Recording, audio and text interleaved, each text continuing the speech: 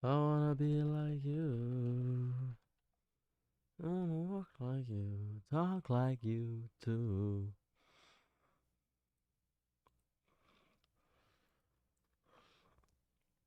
Mm-mm. Now I'm the king of the swingers, all the jungle VIP. I've reached the top and I had to stop, and that's what's bothering me. I wanna be a man cub and stroll right into town and just be like the other men. I'm tired of monkeying around. Oh, whoopie doo. I wanna be like you. I wanna walk like you, talk like you too. You see, it's true that an ape like me can learn to be human too. Yeah, Jungle Book. VIP.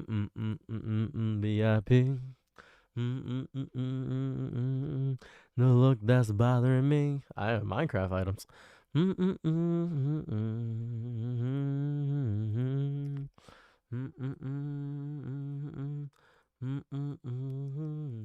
Oh, whoop-de-doo. I wanna be like you. I wanna walk like you, talk like you too. You see, it's true. Be like me. After this, I don't know, Blair. It's I don't know, Blair. I don't know. But today we're gonna be talking about primarily the few people that were offended more so by me. The fact that we kind of have college now. Oh, that's cool for you guys. I didn't know you guys had college. A lot of my people, what I'm discovering is that a lot of people that watch my streams aren't people that usually watch streams.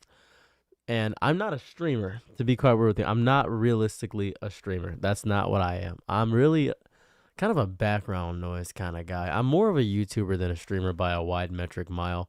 I'm eventually going to transition into streaming, probably around like 500,000 subscribers, around that range. Maybe next year, around the same time, I'll be bigger in the streaming space. But with whom? We'll get to it. We'll get to it. We'll get to it. We'll get to it. We'll get to it, Cavity. We'll get to it. We'll get to it. So, be much happier after that. Yeah, you'll be seeing me a lot more, Swift. So let's do what we got so far. We'll just use both, and because I feel as though maybe I weeded out the people, but we'll look through. We'll look through. So here goes the important thing, right? So a while back, I had made a video. We're gonna get rid of the game title. I made a video a while back about the, let's say, Loli situation. Let's just call it that. I made a thing about that because I didn't know that so many people were so staunch and adamant about it. So we're gonna look up just my name real fast and just find this. Here it goes. This is it. So I made this video, and I want you to look at the dislikes on this video. This is very important. Look at the dislikes on this video. I'm very good today, Rain. Pleasure to see you as always. But look at the dislikes on this video. Look at them. I want you to look at them. 317 out of 370 likes. So half people agreed, half people disagreed. This is important to me because I made this a year ago, right? I made this June 8th. June 8th last year, I made this video, right? So in this video, I'm just talking about how gross it is to enjoy this kind of stuff, right? And we'll go through some of the comments. And then I even pointed out, petite women or lollies are two different things. If you are okay with a childlike character being in sexual situations, this video will upset you. That's genuinely, that's what I put. That's what I put. And then the comments were like, both Tatsumaki and Rebecca are lucky star by there are people going crazy, upset. You just speak of fact. That was that. Misinformation. Genuinely misinformation. The way I think of it is someone drew a fruit and then drew them and Lucy somewhere tried. And suddenly I put add Elfier's give it by it's okay. It's like people see right this, and then somebody I forgot, I didn't even see this comment. I didn't even see this. I didn't even see this one. I didn't see this. But here goes the fun part, right? So if we sort by newest first. There are people. There are people. Like, I don't even, like, a while back, Puritans like you are the problem, not lollies. Right? I'm gonna focus on the unreasonable ones. I'm gonna focus on the unreasonable ones. I just can't control it. It all breaks down to moral crusaders that can't separate reality and fiction, attacking people that can separate under the assumption that they can't. Like it's people doing that. No. They're okay, so this is important. Lollies, right? Like we can look up the definition of lollies. Lolly specifically is this. Like it's underage girl, like it's underage. That's what it is. That's the entirety of lolly. This character either actually a child or has the physical appearance of a child. It's literally no. Lolly is describes a character that is either actually a child or has the physical appearance of a child. So this is important. That's important. Like that's what I'm talking about, because that people, that's what I'm talking about. And so in this video, I was doing this and people were tearing me apart. Like there's so much wrong in this video, but no, Wendy from Fairy Tale. I have watched all of Fairy Tale, and they said Wendy from Fairy Tale. This character, they said, never gets sexualized. This character. Now, I just Google searched. All I did was Google search, right? All I did was Google. I want to remember this comment. No, Wendy never gets sexualized at all. Wendy, right?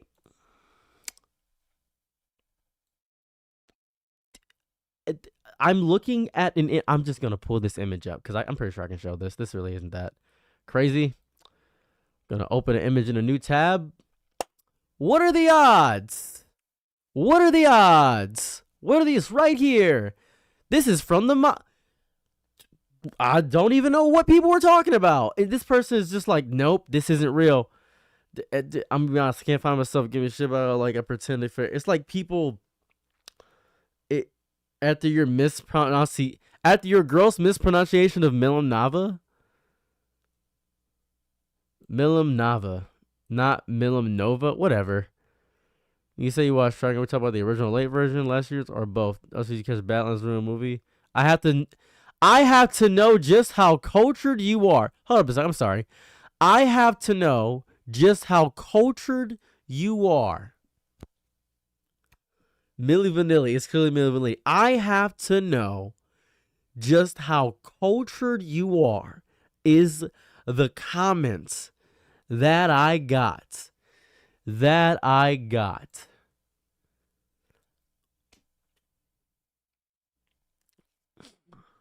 Shout out Boofy. There are bratty characters and petite characters and cute characters that work individually. When they start combining, it gets too uncomfortable.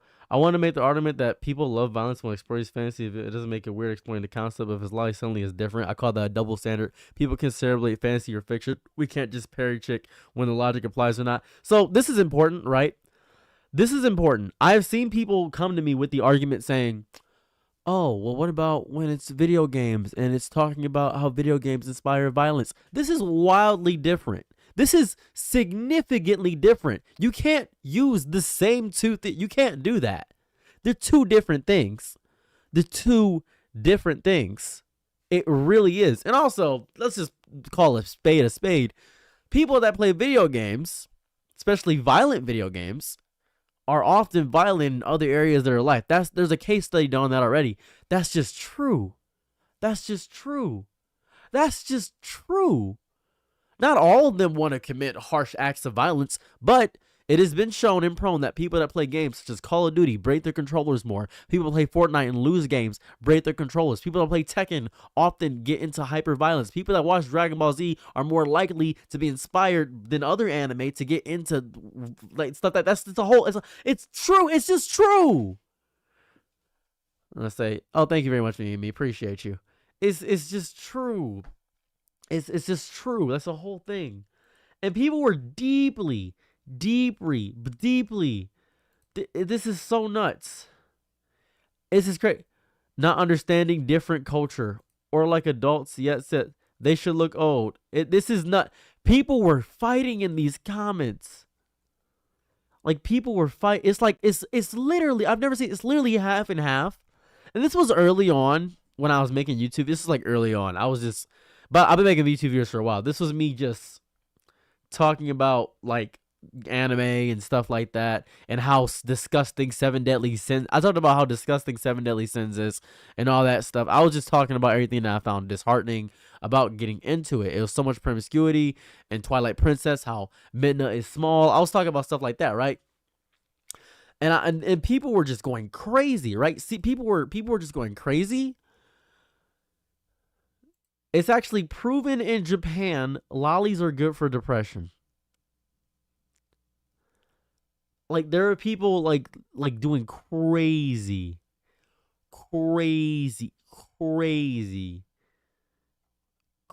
stuff. Crazy stuff. Like it's insane. And there's some people like this conversation reminds me why I love the anime community. Anime has a moral crusader problem, not a lolicon problem.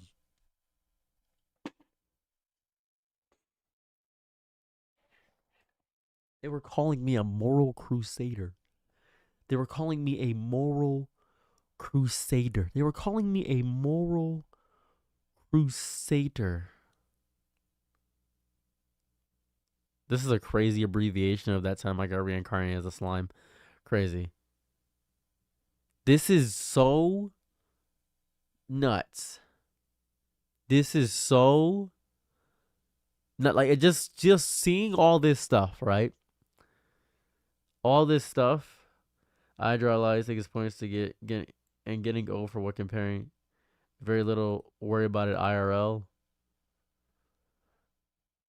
Moral Puritans in the 90s, they lost their attacking violence, so they moved on to a new target, which is anime.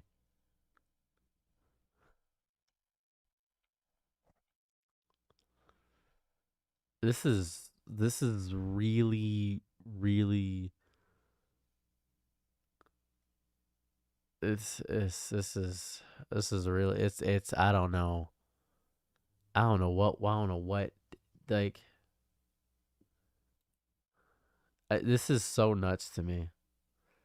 I even pointed out Rukia. I pointed out Rukia.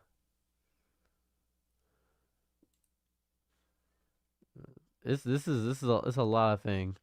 I even pointed out these comments are kind of scary, but I'm glad you can express yourself here. I stated I have no issues with petite characters. Take Rukia from Bleach, for example. I have an issue with sexualization in general, in anime in general, and that all the lolly characters may try to live through the outsiders. Think of how this looks to an average person. That's what I was like talking about. Like, think about how that looks. Like, it was a whole thing.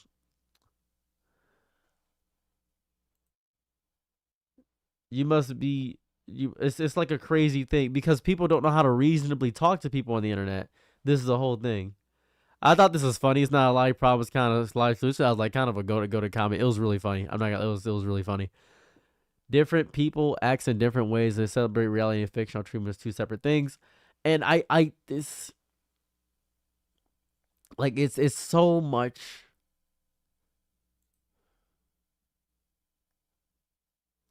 Somebody just commented on my thumbnails. I'll try to get better. Anyways, it was like the whole thing. It was like this was back when I was trying to argue in comments like a dummy. So after this video, right? After this video, this is a year ago. This is a year ago. I decided today. I made this morning. I said, you know what? I'm just gonna remake this video because I'm smart. I'm smarter now. I know how to speak better. My hair is bigger. Like my hair's gotten significantly bigger. I feel as though now that my hair is bigger and I got all the color out, maybe I can make a better video. So this is the new video I made. Decent reception so far, but the weirdos haven't found it. Right? Decent. They haven't found it yet. And people, and we're talking about this.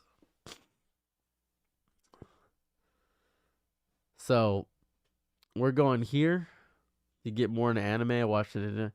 I didn't put anything here. Oh, sorry, I didn't put anything there. Oh well. Anyways, whoops. Oh well. Show no real. All right. Look, it's okay to be uncomfortable with it, but you have no real arguments besides it makes me uncomfortable. Since at the end of the day, it's literally fake and nobody gets harmed. If the TikTok ladies can have their haunting alley where they go, just like don't watch. The comments like these where like, oh, it's fine if it doesn't hurt anybody. I am so. It's. I used to think I understood the dumbest person in the room, right? I used to think I understood the dumbest person in the room. But I'm discovering that I do not understand the dumbest person in the room. Because whoever the dumbest person in the room is, there is someone dumber. There was someone dumber than that person. There's always dumber people. Always. Ever notice only time any fans call anime cartoons to defend somewhere and like why is it necessary to constantly show the unaware of middle schoolers? It's cartoon, bro. It's necessary to plot. Okay, yes. It's my first impression of you, by the way. I don't know what that means. Anyways. It's fine to find it weird and dis yourself from those, but it is not okay to ban to extend to all kinds of media. Yeah, I don't agree with that. Yeah, I'm not trying to. I'm not talking about. I don't know fuck shit about a ban. I don't know anything about that. I'm just talking about that.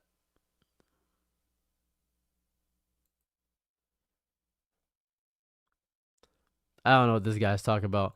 Y'all are so upset over lollies, but don't give jack about Zoofire, art or gore, and adult non-canon hentai if it exists. I never even said this. I hate when people bring up nonsense arguments that are just sidewinding out of nowhere. I don't even know what's going on here. I'm not even sure what I'm not even. I didn't say I was okay with. You ever see the oh my god? There's this Twitter image. Oh my god. If you look up Twitter's waffles, it's like a Twitter's. This is it. This is the one. This is the most accurate description of arguing on the internet that I've ever seen in my life. This is what it's like. Twitter is this is the internet now, right? This is the internet. Twitter is the only place where all articulated sentences still get misinterpreted. You can say, I like pancakes, and somebody will say, so you hate waffles. No, bitch, that's a whole new sentence. What the fuck are you talking about? This is the most generational tweet to ever exist. This tweet is so accurate. It's so accurate to everything. Every time I make, because I made a whole like hour-long video, right? I made a whole hour-long video about how America has a pedophile problem. I just made a whole video about that. I'm gonna pull it up. America's pedophile problem. I'm just gonna pull up America's pedophile problem. I'm pretty sure. Let's see. Cereal's TV, because they hide. You gotta be kidding me. TV America. Okay, so I made this video, right? I made this video. This is very important. I made this video, and there are people in the comment section saying it's not an America problem. It's a world problem. Okay, fuck all. Okay, you dumbass, you worthless piece of shit. Fuck you. I am talking about the world. I'm talking about I'm talking. Let me talk about America for like 1 second. Like, let me just talk about America. Obviously the world has a big issue with it, but I'm talking about America. Are you aware of that? I'm just talking about what I know. Like, I don't know what the fuck. Someone said you don't care about the world because you're talking about America. You can shut the fuck. I don't know what the fuck. Die. Leave. I don't know what you're talking about. And then there's this like this. I think it's pretty all right. Here's my. This is. I feel like this person is a dumbass. I can already tell that whatever this comment is gonna say is gonna piss me off. I'm gonna read the whole thing. Here's my take on this personally. Even though I agree that Loli is kind of weird and can be icky, okay, I think it's pretty hypocritical when people go batshit over mixing it with IRL stuff when it comes to horrendous violence and gore in anime and fiction. In general, people don't bat an eye because, hey, fiction, right? Who cares? Why do we have that double standard? It reminds me of another Irish, like, we can all agree the majority of people are desensitized to violence nowadays because, but call someone wrong pawns or call someone out their weight and everyone loses their heads. Okay. All right. Okay. All right. Okay. Hey, Mr. Clippy. Can you cover some Dutch news, please? I got you. I got you. I got you. I got you. Okay. This happens anytime I bring up lollies. They're like, what about what about you know, gun violence?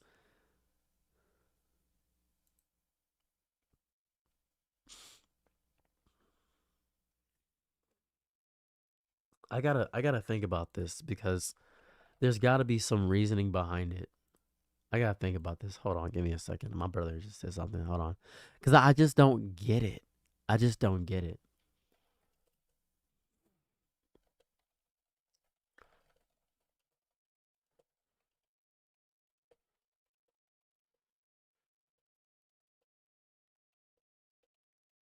Hold on.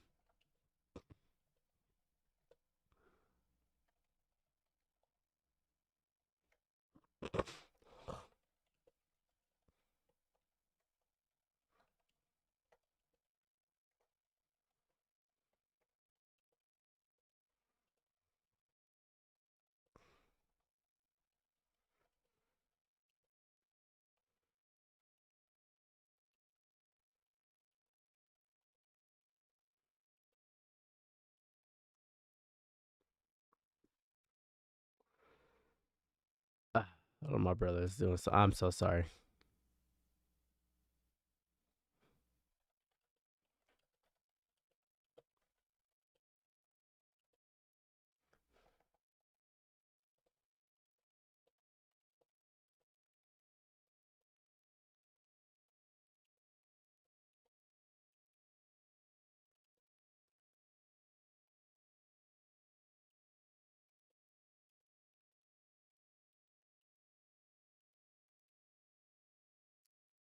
This is I just don't enjoy the this argument thing. I just don't get it because I it's it's so it's a leap in logic that I don't think I've ever fully understood. Genuinely, I don't think I fully understood the leap in logic here because it's always so desperately baffling to me. Because like think about it like this, right? Like think about it like this. I'll say I hate lollies, right? It's a perfectly normal, morally sound stance. I just right there. I'll cut it off there. Suddenly, people will play these weird mental gymnastics so wild that they have to be in the Olympics. They're twisting my words into it, like a position I never took. I didn't even take the position. I didn't even take the position of you must think video games cause violence too. What? Where'd that come? Where'd that go? Cause I'm right. I'm where I'm saying maybe don't sexualize people with single digit age numbers, and then it's goes somehow to ban Call of Duty because it makes kids murder. I'm not even sure where they're not even the same planet. They're not even the same paragraph. Like you say one reasonable thing about not wanting to share space with like a 1,000-year-old toddler in lingerie, and somehow you're labeled this like Puritan crusader trying to erase fiction from the earth. What I don't know what the hell people are talking about. I don't know what the fuck.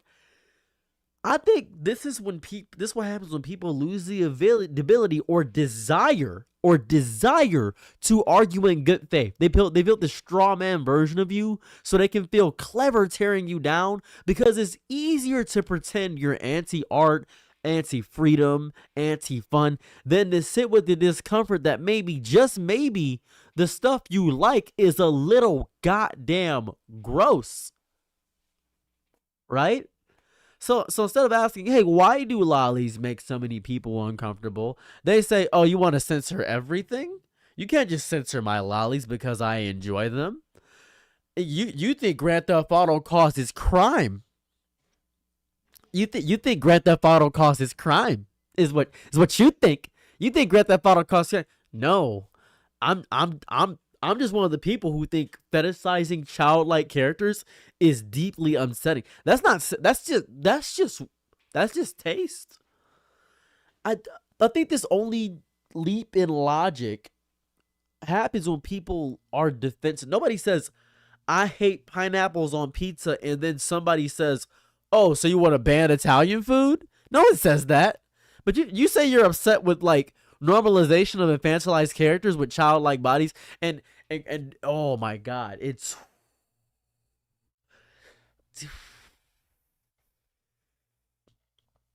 I don't think these people are trying to have a conversation. I don't think these people are trying to have a conversation. Like I think they're trying to gaslight me into silence. They're hoping I'll back down from like a conversation because it's getting too convoluted to follow. I think that's what's happening. I think that's what's happening. And disliking lolly characters doesn't mean that I hate anime. I don't hate art.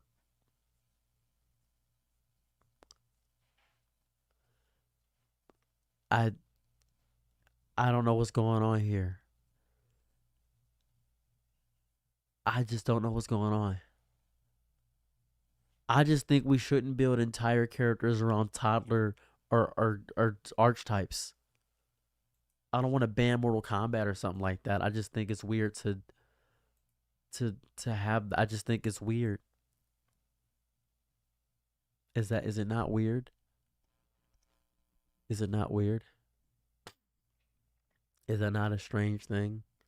What's up, Dusk? I just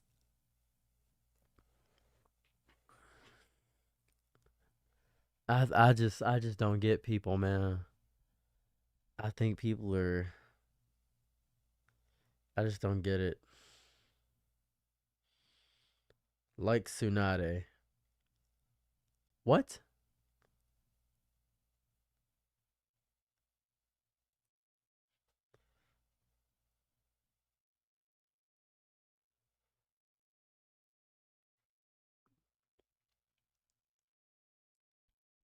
I don't know what's going on, man.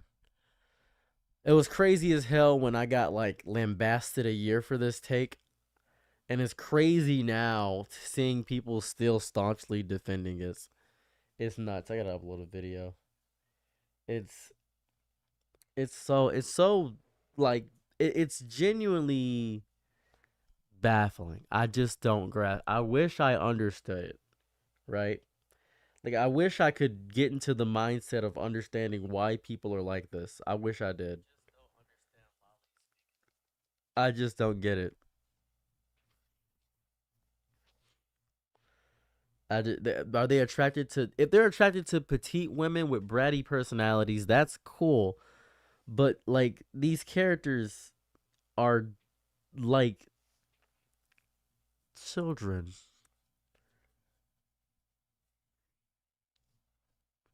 Like it's so weird. There's a there's a YouTuber who I don't like. I don't like this YouTuber at all. I'm just gonna point this out right now. I don't like this YouTuber. His name is Chibi Reviews. It's this guy. There's two big reasons why I don't like him. Two big reasons. First big reason why I don't like this guy. All right. First big reason why I don't like Chibi Reviews. First big reason is he posts like me. Brother's on the grind. Appreciate him.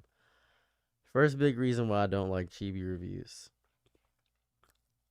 is because he used to do Toriko reviews, right? He used to review this series called Toriko. Now, there is this series is very dear to me, right? And we were in a Twitter space, and this is a stupid reason. Hold up a second.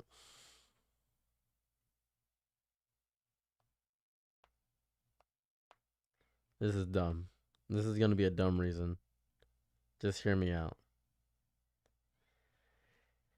He kept mispronouncing a character's name, and it really pissed me off. I don't know why, and I can't tell you why it did specifically. It was just he said it wrong every time. And I'm going to show you the name. I'm going to show you the name of the character.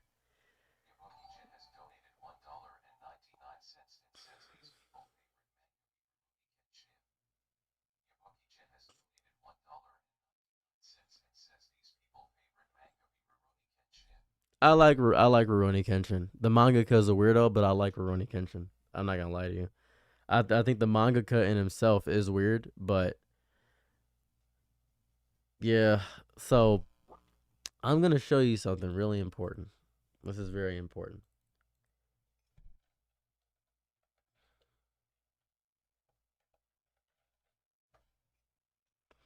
So this is Guinness. This is Guinness, the battle wolf, right?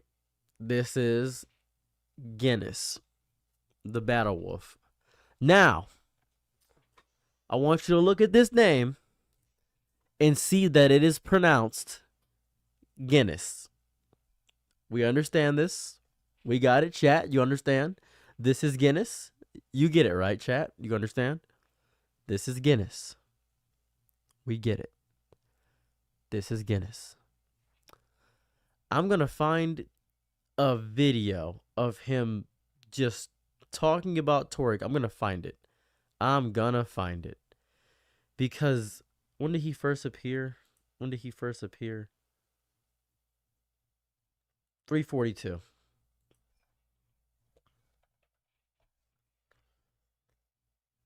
Here we go.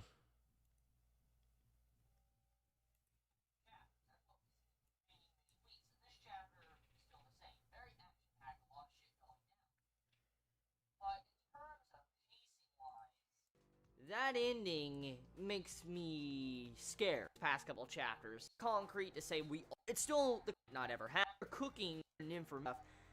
The another cooking was just completed right now. Fucking amazing. Like, I'm having some major. I am worried that the manga. Okay, all right. I'm not gonna find it, but I'm just gonna point out that he didn't say the word Guinness. He pronounced this Genesis. He looks like me. This guy looks like. I'm sorry. You said he looks like me? I'm sorry. You said this guy.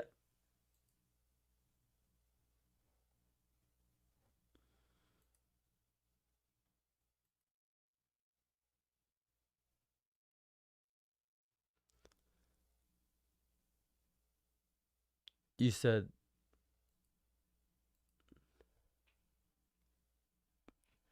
Anyways, don't know where that came from. He doesn't look like me.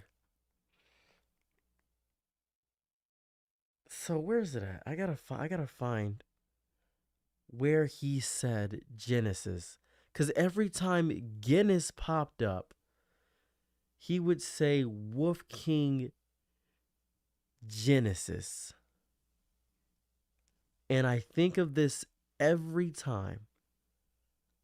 Every single time. Let's see. References Gourmet 355. Is it Gourmet 355? Gourmet 355. I'm gonna find this.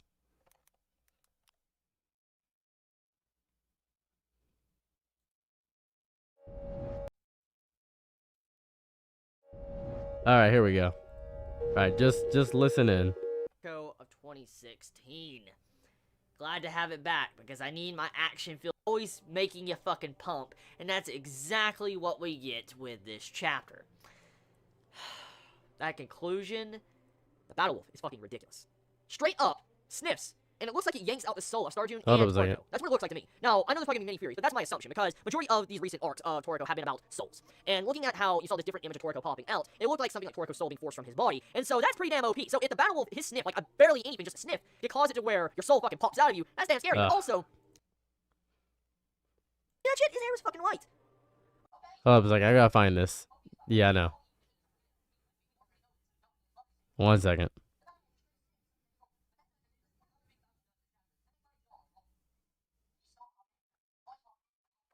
This is taking a while.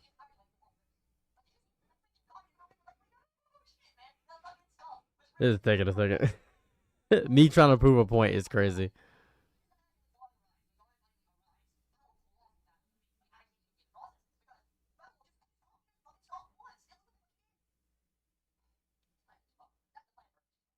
Man, old manga reviews were so intentional.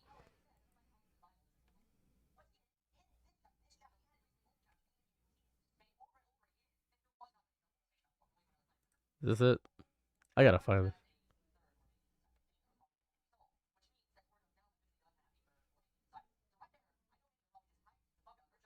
This is killing me. This is killing me. This is gonna kill me.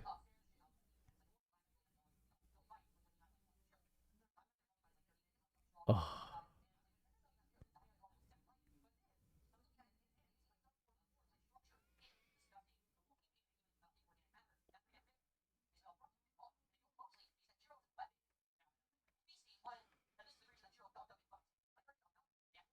I can't find it. But he doesn't pronounce the Wolf King's name correctly. I don't know. And it agitated me for so long. So after that, I got into Twitter space with this guy. And he was arguing against me about lollies. And he said, what did he say? He said, I'm trying to remember. He said, it's baffling how you can't separate reality from fiction. It's not as if I'm actually into little girls. I am just into the fictional versions of them. Yeah, they have childlike features and childlike personalities, but it doesn't matter because it's not real. Who cares if I'm a gooner, is what he said. And I was like, I was like, what is he talking about? Like, what? It was such a strange angle to take. It was so odd. It genuinely baffled me. I was like, cool. Don't really know what to do with that information. Like at all. I didn't know what to do with that information at all.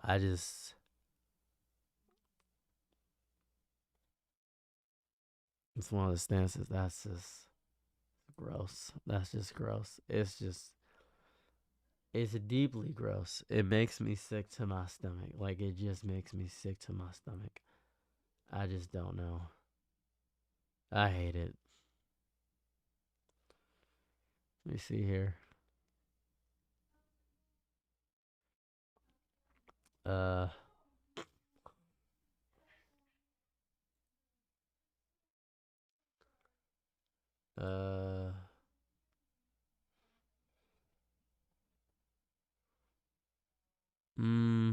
I'm looking for something.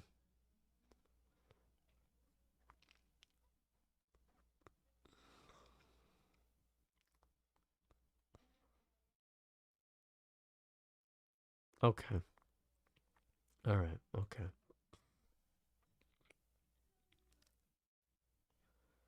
I don't know what he was doing. I don't know what he was doing. You know what's crazy is that it was on Manga Panda. A site called Manga Panda, and I would see it, and I was like, "Wow, it's Guinness, it's Guinness." and he would mispronounce it every time, and it made me so violently mad. So violently mad. It's just so violently mad about so many other things. I don't know what was going on. It's just so stupid. Nah, it's okay, Creative Wing. Should I read the series Toriko? I'm gonna make a Toriko video. I agree. I think you should read it. I'll make a video about Toriko here soon. But I think you should read Toriko. JD Legend made a pretty good video about Toriko, but I'll make a better one. I just people like are like attacking my character. Like, why are you talking so much about lollies? I don't know why you guys talk about lollies so much. I'm like, we're talking about lollies so much because that's the only reason you hate him. No, he's a lolly defender. He's like he's a habitual gooner. I don't like people that are like it's gross. Like his whole personality is to be a gooner, and that is disgusting. Like genuinely disgusting. It's gross. It's just I think it rots your brain after a certain point. I think people that do it too much it's just a bit much. Like it's just a bit much. Like cuz what I used to do. Rev says Desu. Who the hell is that? Who the hell is Rev? I don't even want to learn about this person.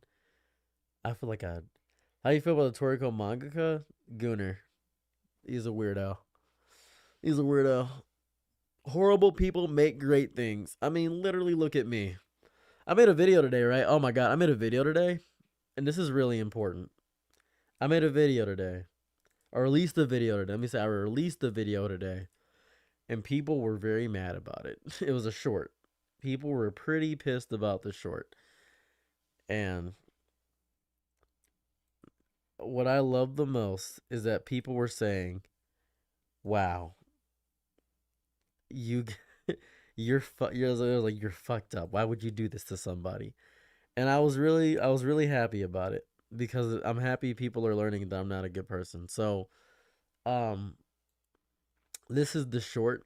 I made a man lose his entire life savings at a casino. I'll spare you the details, but basically I just got a guy to play his entire life savings on a single hand of blackjack after he already won. So that's what was going on. Are shoulders too? Yeah. Yeah. What? But yeah, shoulders are a problem too. What? Why would shoulders not be a problem? Yeah. Well, why would shoulders not be a problem? Both are disgusting. Both are really gross, dude. That's just both are bad. There's a series called The Fifth Prince or something. Like The Fifth Prince. It's like The Fifth Prince or something. The Fifth Prince. I forgot the name of the anime. It's like The Fifth Prince anime. Yeah. The Seventh Prince is it. I was reincarnated as the Seventh Prince, so I can. This thing, right? This show is like show debate. This is just it's okay. This is the seventh. This is show debate for sure. This is, I don't know what motherfucker has insanely thick thighs, little boy. I don't know what the hell this is. I don't know what's going on here. Cause apparently when I'm looking at the light novel, that's show debate too. They gave him, I feel like they increased his thighs and made it terrible. I don't know what's going on here, but it's very Boku no Pico. Very Boku no Pico is how they're doing that there. I was looking up something. Oh, right. Yeah. So, basically, whole thing there, what happened was people were very pissed about me saying that I made a guy lose his life savings, right? Because that's what happened, right? Oh, yeah, they violated his character design. Yeah, they did. So, and I made him lose his life savings. And I encouraged him to lose his life savings. I was like, this is a good day. This is why we don't gamble. He won so much unless someone convinced him to keep going until he lose. 100%. That's essentially, I just made a guy lose all of his money, right? That was kind of shitty of you and him. I mean, they both chose chaos. Indeed, still was it worth it? I said no clue. I don't know if it was worth it. I just wanted to do that. It's so fucked up. I want to preface. I'm not judging you. In my perception, the interaction described as two things. The first is toxic. Just got off of Josh Johnson's stream. I don't know Josh Johnson. I don't think I do. Why did I do that? I was just chaotic. You're my favorite kind of monster. So this is what I used to do stuff like this all the time. I used to go into gambling rinks and just make people lose money because I was bored. I had nothing better to do. I was like younger. I didn't care. Yeah, I was just bored. Had nothing better to do. Just bored. Just vibing. Just having a good time. Living my best life. Just Googling around. Seeing what would happen. I feel like you're gray. Morally gray? I think I'm amoral as hell, to be quite honest with you. I don't know. If I was a Jedi, I'd be like a gray Jedi. I don't know. Oh, people love to morally grandstand me all the time. I love it. People will say, that's an evil thing to do. I want to tell you guys this right now, and I want you to make this known. I've made so many videos to explaining this, but I'll say as many times as I have to. I'm not a good person. I'm not a bad person. I'm a person. That's it. I'm not an anti-hero. I'm just a person. We all have done bad things. We all have done good things. I'm just human. I don't always tip when I go out. I don't always return my shopping cart. I don't hold the door open all the time. I don't say bless you all the time. I don't tip a lot, actually. Let me phrase that better. If someone falls, I'm not picking them up. Just to keep it a stack with you. I'm not doing that. That's just not how I operate. I'm just a guy. I do good things when I feel like it, and I don't always feel like it. I just don't care. I care about my own improvement and the people around me, and that's it. I got a message from this woman after I made the thing for Ron. I got a message from this woman. She said, I have a 15-month-old child, and I'm a struggling kindergarten teacher. Can you share my GoFundMe to make sure I can get some money? I said no. And she said, why? I said, I don't know you. And then she said, what? I said, I don't know you. Why would I do that? And she said, I thought you were a good person. I said, I don't know you. Why would I do that? I don't know you. I'm not going to help somebody I don't know. That doesn't make any sense to me. And she said, but you're helping other people. I said, I'm helping people because I know them. That's it. That's really it. Like, there's a nonprofit. I think it's like a student with schizophrenia nonprofit. I think that's the only nonprofit I'll ever help because I have schizophrenia. Like, I have schizophrenia. Say, out of weep, I got you, big dog. Like, that's the only one I would ever help. I'm not a charity, dude. Like, I appreciate any support that I get. I appreciate any money that I ever get. I appreciate anything you guys give me in every capacity because I work hard. I work 9 to 5. I work a 9 to 5 job. That's why I don't stream that long. I'm very tired all the time, dude. Just exhausted, just sleepy. I make like 10 videos a day nowadays. I make like 10 videos a day. And then I will rest. I think I might start streaming at like 9 o'clock and seeing how far it is. I know you're not saying I'm a charity. I know you're not saying I'm a charity. I didn't misinterpret. And a classic moral fool. You gotta not be. Think about our parasocial relationship. Is 10 videos low for you? 10 videos is pretty. I used to make 5. At one point, I was making 20. 10 is a good medium because I'm making them longer. All right, so I'm making them just longer. Like, I'm making like 20-minute videos and shorts too. So, and all those videos, I have to sit down and make sure, because this is what I'll do, right? This is important. I can't stand for long periods of time. I just can't because I have nerve damage. So That's why there's more cuts in a lot of my videos. A lot of my videos nowadays have a lot of cuts.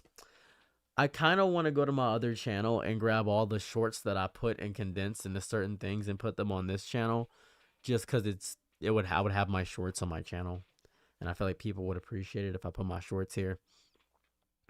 But yeah, might be a genius.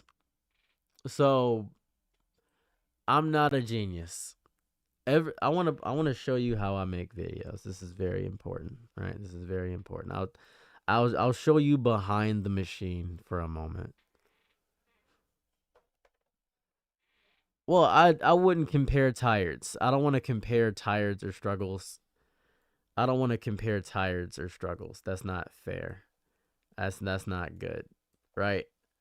Cuz it doesn't feel good to compare struggles to other people. It just doesn't feel good. I would hate that, to compare my struggle to your struggle. It just seems stupid. So I'm gonna show you the videos I'm gonna show you how I make a video. I'm gonna show you why it's not that hard for me, and why because I'm perfect. This is gonna sound sucky and shitty. I am perfect, and it's gonna suck. I am a perfect human. I am just a perfect human. I am a schizophrenic, and I'm perfect. So, these are my videos. I did the first 50. The first 50 are done. So I got down to 51. Here's where I'm at. Why modern sitcoms are emotionally hollow. Why nostalgia is better than reality. Why cartoons used to hurt you in a good way. Why every show now feels the same. Why no one finishes Netflix shows anymore when the algorithm writes the script. Why the relatable era ruined comedy or tragedy of YouTube comedy era. When movies were made to be rewatched, not scrolled. How corporate media weaponized your childhood. Why healing feels like grieving. You're not broken, you're just burnt. Why sadness feels safer than joy. And I have a bunch of these ideas, right? Right? Now, if you were to give me any topic on the planet, it would be a zero effort strategy for me to make a 20-minute video out of it. It would take me, out of all these topics that I have written down and all this stuff that I just have ready to go at any point, like I love Debt Naming X and Just Be Cringe Is Okay. Where will you be in 5 years? My playlist Don't Hit This Ain't a Narcissist Dilemma. Hey, everyone doesn't hate you. Stop trying to grow. Stop trying to stop growing old. The hierarchy of relationships. Unconventionally attractive, which is an insult to me. Religious to gay pipeline. Dark Souls 2 is the worst thing ever. Matilda is the Omega level mutant in Psychosis, because I just watched Matilda for the first time this year, and she is an Omega level mutant. You were preconceived, you misunderstood, do it anyway. The internet doesn't clap for you, it watches. I like myself better before it comments. I made a persona and forgot the password. There's stuff like this, right? And if you, for instance, right? See you soon, Snorlax. Give me any topic on the planet. It doesn't matter what it is. I'm gonna show you something amazing about me. This is why I don't script. Dark Souls 2 hate. Dark Souls 2 fucking sucks.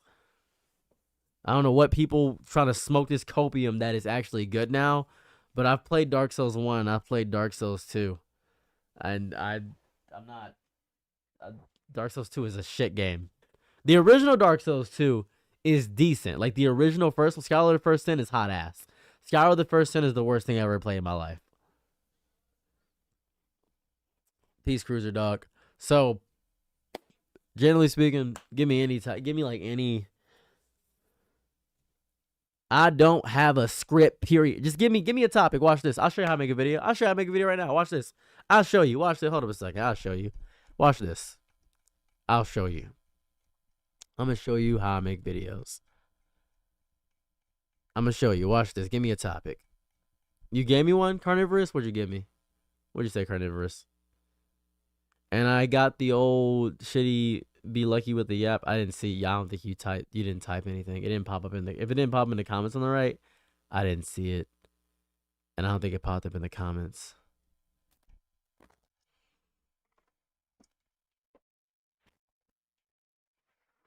Cults, nihilism, I'll just mix them together. Doesn't even matter. I'm perfect with this. It doesn't matter. I'm perfect. Hold on.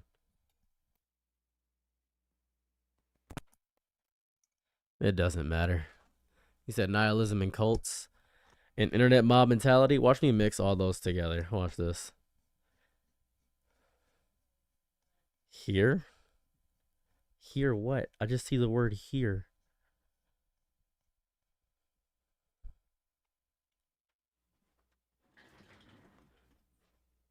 This is how I make videos. Watch this. That's how fast I make videos.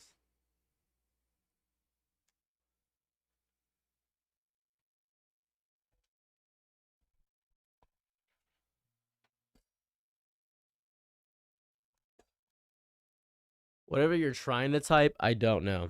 Where are my glasses?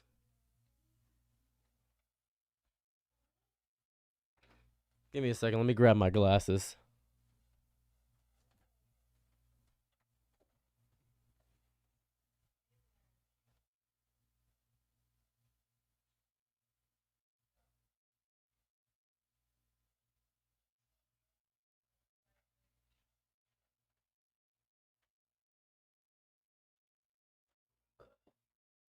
So, why is eating poo good for you? Is it that's a huge green screen? Oh yeah, I have it hanging from the top. Is what's going on there. He actually chose mine too. Yay! Which one? Which one is it? What? All right.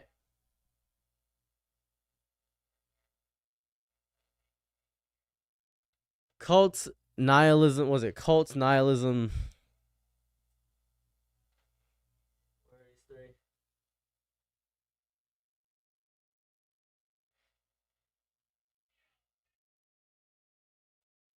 I'ma just was such a shitty idea. You see, it's gonna be a YouTuber. Oh, I'm not gonna upload this. It's gonna be a whole thing. 1 second.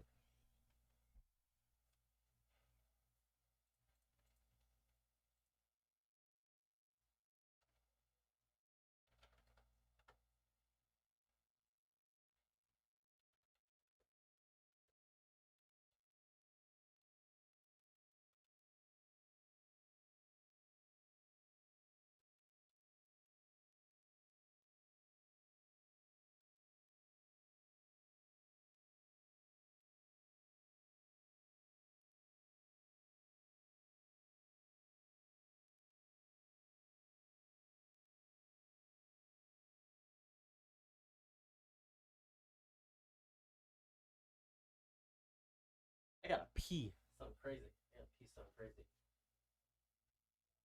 I got like pee like crazy. I gotta pee something nuts. Hold on, I gotta change up my screens.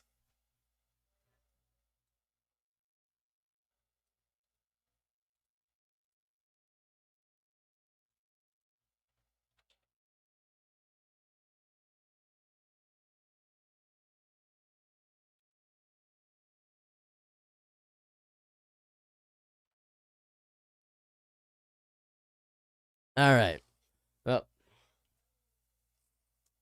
so this is how I make YouTube videos. I'm not gonna upload this. I'm just gonna show you how I make YouTube videos. We're gonna do cults and nihilism. Cults don't start with fire and Kool-Aid and kumbayas and nonsense. Cults are weird. Cults are strange. Cults start with a whisper in the dark. They say something that matters. They say nothing matters. And you say, you're so right. You are correct. You are amazing. And suddenly, you're listening closer because finally someone else gets it. Someone understands the nihilistic urge. It isn't always destruction. It's hunger. Oh, something in your belly, something hungry. Oh, something in your soul, in your body. It's the ache of living in a world that sold you meaning with fine print. In the fine print, you didn't read the terms and conditions, did you? Did you read the terms and conditions? No. No, no, no, no, no. You laughed while tearing down the world right in front of you, didn't you? And cults, they thrive in that absence of meaning, that the voidness, that there's nothing mattering, the world's going destructive, the world's actually nasty, and you feel the bad news coalescing and going you when people tell you nothing is real, and it feels like nothing is real. No one is honest. And every single institution is crumbling from the inside out.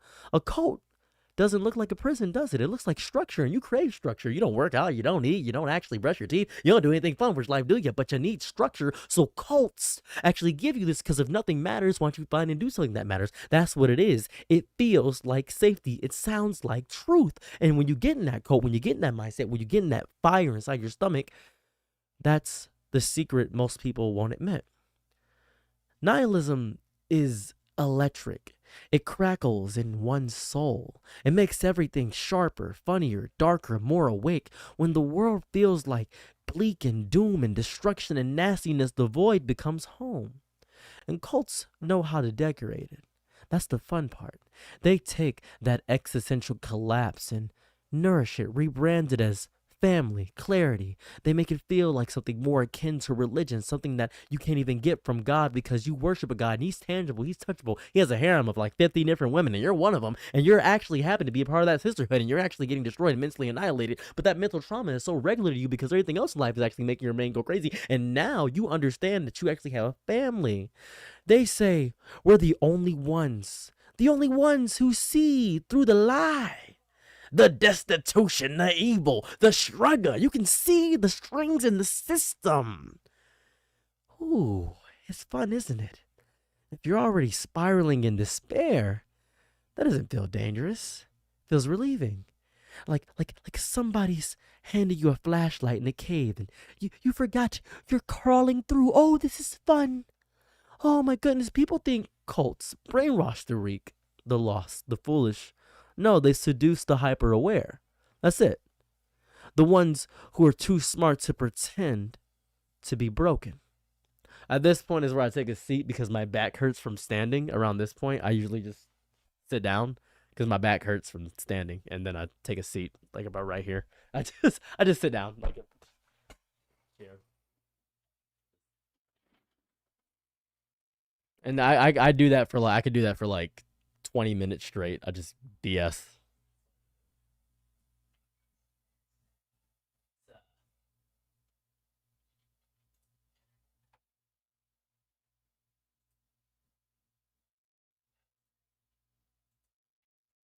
That's how I make videos.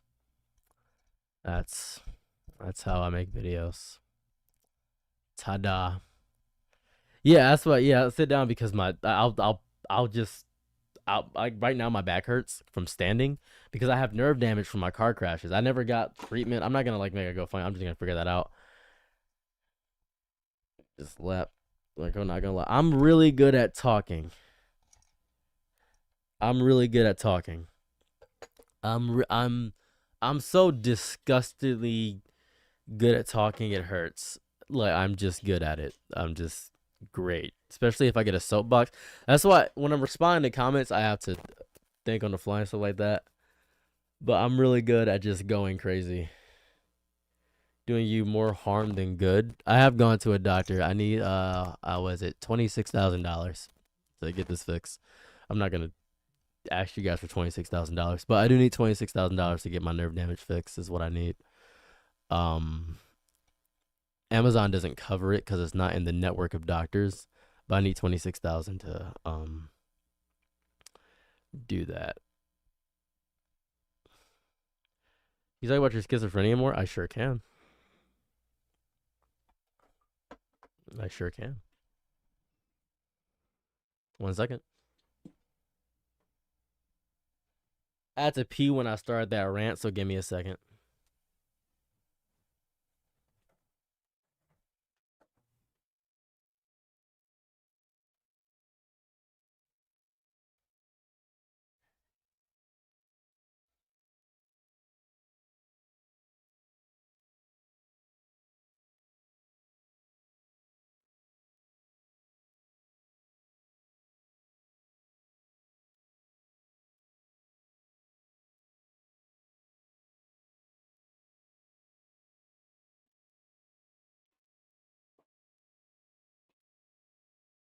Ugh.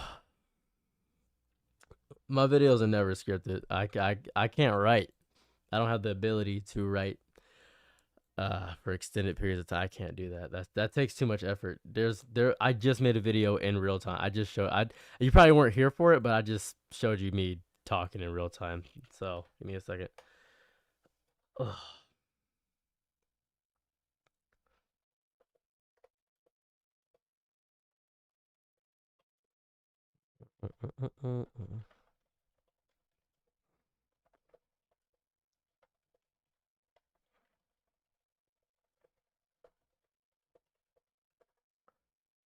Okay.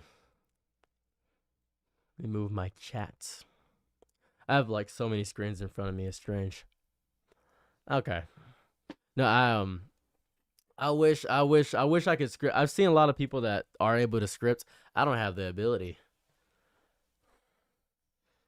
to critique validation purposes. World record holder, did you whip it out high speed in the toilet? I just pee fast, man. My bathroom's right outside this door. I really don't know what to tell you. It's like right there. So I can't. So yes, schizophrenia. Sorry. I have schizoaffective specifically. I think schizoaffective is one of the most misunderstood, misrepresented, and ignored mental illnesses in both pop culture and public discourse. So that's really annoying. It's not just schizophrenia. It's not just bipolar, and it's not some combination for dramatic effect. It's it's a relentless, unstable paradox. It's voices in your head and your mood hijacking your body. I have psychosis. I'm in psychosis right now. It's mania, it's depression and mania and psychosis all together. And I hear and see things all the time. I'm apathetic with delusions, and I can't decide whether to shout, cry, or completely shut off any time of the day. And yet sometimes people treat it like a joke or pretend it doesn't exist at all. And I tell people that I'm actually struggling, and they just don't see it, so they don't think it actually matters. I don't take any medication. That's the issue. The I think the media will tell you schizoaffective disorder is dangerous or volatile or broken beyond repair, but most of the time it's not violence that defines the illness. It's disorientation. It's not knowing if your friend is mad at you, if your brain made it up. It's forgetting how to speak in the middle of a sentence. It's thinking your thoughts are leaking, literally leaking out of your head. It's being too much and not enough at the same exact time. When I go catatonic in my own statements, it's the grief of not trusting my perception of my own world and the horror of knowing others don't trust you either. It sucks. It's really bad. It's horrifying. And people throw a word in the word schizo like it's shorthand for crazy. They say, oh, your schizo thoughts. It's crazy, like it's edgy or funny or something. And you could just sprinkle on a tweet a flavor. They don't know they're stumping on an identity that someone has to fight daily just to live with. This is not glamorous. Have a lovely day, Mr. Clippy. It's not quirky. It's terrifying. I'm sobbing uncontrollably for 6 hours because my brain convinced me that I'm being hunted by my own family that's still alive. It's weeks and weeks and weeks of delusion so thick you can't tell if you're in a dream or in a punishment. And then it's deep euphoria. It's energy that reverberates in your bones. It's a roller coaster. It's disgusting. And one of the worst parts is it's a diagnostic black hole. It's schizoaffective to me. It's like this awkward middle child of psychiatry, right? Doctors argue about its validity. People confuse it with schizophrenia or bipolar, and you get passed around like a riddle that no one can solve. It sucks. I don't know. I just treat everything like it's real all the time. That's it. That's it. I have a cat. That's what it is. It often takes years for someone to get properly diagnosed with this, by the way, right? And by then they've been worn down by the medical system that I'm treatment resistant, or the misdiagnosis isn't just common; it's more so expected. People will go untreated, over medicated, and dismissed. I've lost the ability to rap. Period. I just can't rap anymore. Every time I take a treatment, it's just trial and error on like hard mode. Antipsychotics can steal my motivation, mood stabilizers that level me out until I'm numb. Therapy that doesn't know where to start because no one wants to talk about the voices or the ending your own existence depression in the same breath. No one wants to talk about that. I think my goal at the end of the day is survival and not healing. Is just manage the chaos enough to keep pushing.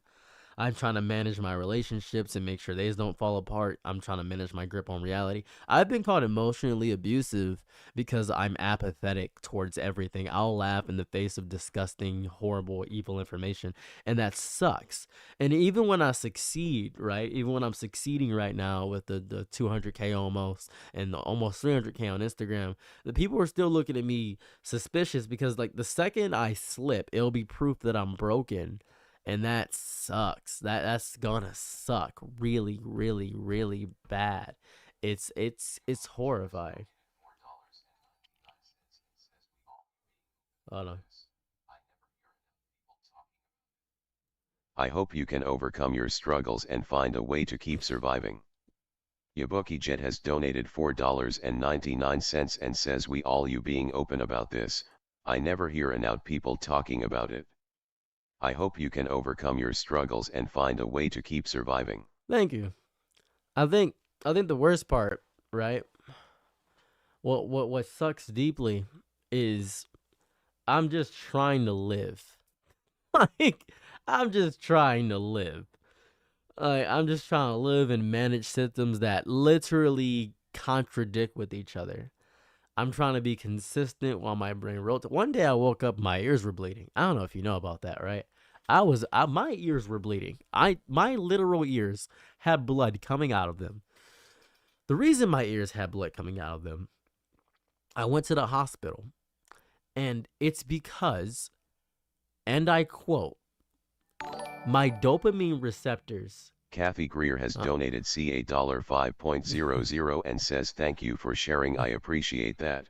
He's gonna repeat Kathy again. Greer has donated $5.00 and says thank you for sharing. I appreciate that. 3. It repeated in my head, and it hurt over and over again. And my dopamine receptors were overactive. I got a CAT scan. I said, what? And they said, you're too happy. I said, what? And because so there's positive symptoms and then there's negative symptoms, right? My positive symptoms, so-called positive, is hallucinations. That's a because it's active. This is how I phrase it, active.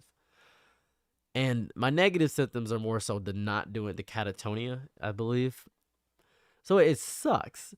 It sucks. I'm trying to explain to my friends without sounding too much, because what's crazy is that I'm talking about all this stuff, and whatever I'm saying, because even right now, I'm hearing 30 different noises, right? Right now, I'm hearing 30 different noises. I see a bunch of spiders on my desk. There's like cockroaches in my throat right now. Like right now, there are cockroaches in my throat. And my kneecaps are shifting and moving. I can feel them sliding. I can feel the blood going through my body at this exact moment, right? That's what's happening right now. I can feel my hair. I can feel the little bugs all over that are crawling over my skin. I can feel them moving and eating my skin. I can feel all that right now, right? I can feel all that. I can feel it, right?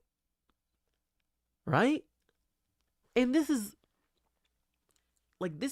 bad. Like, this is bad. But I'm not reacting to any of it. Right? I'm not reacting. And if something does at one time, I just got hit by a car because I thought the car was fake. I just got hit by it, and I got up and went to work. And I went to work, and my boss said, your leg is broken. And I said, oh, my leg, it's real? He's like, yes, your leg's broken. Okay, can you call the hospital? And they said, yeah, we can call the hospital. That'd be great. Look at my eyes. I want you to look at my eyes. When have I ever streamed and my eyes have not looked like this? This isn't some like genetic thing. No. I say it's genetic, but it's not genetic. This is tired. I'm just tired. Always. If you go through any of my videos, my eyes always look like this. I got sick of the tired comments, so I'll start wearing sunglasses. And now sunglasses have become a little bit a part of my identity. That's what happened. That's schizoaffective. Welcome to the real world. That's what it is. And it's not even a sleep tired. Because if I sleep, right? Oh, it's worse. Oh, it's so much worse. I cannot tell. I'll tell you one thing. I'll phrase it like this. We both, you guys, we're not so different. We're not so different, right? We're not so different, right? Because we both dream. The only difference between the way I dream and you dream is that when you have nightmares, you are asleep. When I have nightmares, I am awake. You know how in a dream, you don't know you were in a dream, right? And you just kind of react to everything all the time as if you are in the dream. So I react to everything weird that happens as if it was real. There was 17 hornets on my back one time, real hornets. And I walked into my mom's house and she said, "Oh my God, there's 17 hornets on your back." And I said, "Oh, what are we going to do about that?" And she said, "Are you crazy?" I said, "No, they haven't stung me yet."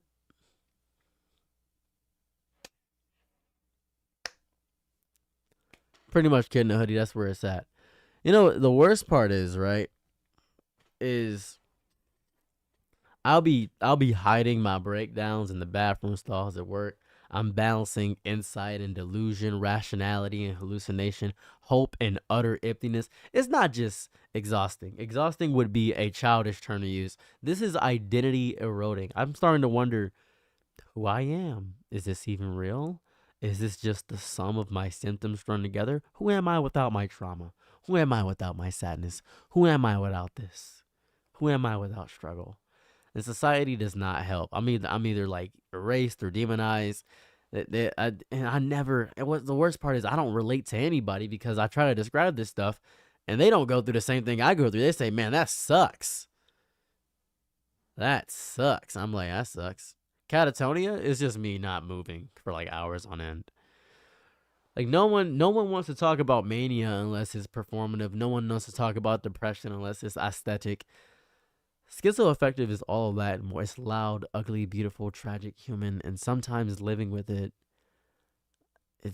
I wish I wasn't like miscategorized and mythologized into a monster.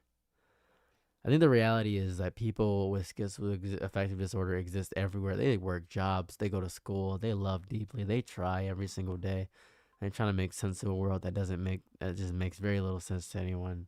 And I feel like they deserve understanding, not pity, not paranoia, not some cinematic caricature. I'm not gonna give you some cinematic garbage, just real grounded understanding. It's a lifelong balancing act, and I have to continue to do it. I'm just trying to find the strength to stand, essentially. So that's where I'm at. So yeah, there's no difference between real and fake pain for me. I'm just always in pain perpetually and always feeling things are burning or on fire, and it hurts all the time, and I don't get a break ever, and it hurts, and it hurts, and it hurts, and it hurts, and it hurts, and it hurts, and it hurts. It just hurts. I never get a break. I never get a break. You guys are saying I'm strong and resilient. I'm not strong or resilient. I'm here, is where I'm at. I'm alive. I'm no stronger than you. I'm no weaker than you. I'm human, and we all go through our different struggles. I'm not going to talk shit on a baby because he can't take a punch to the face and I can. It's different pains. Everybody experiences different pains, and I refuse to have that. I don't care about being strong or a classification of strong. I am human, and you are human too, and we are equal. In everything we experience, we are equals. It's not a minimum. This is the maximum, and it is enough. Everything I do is enough. Everything you do is enough.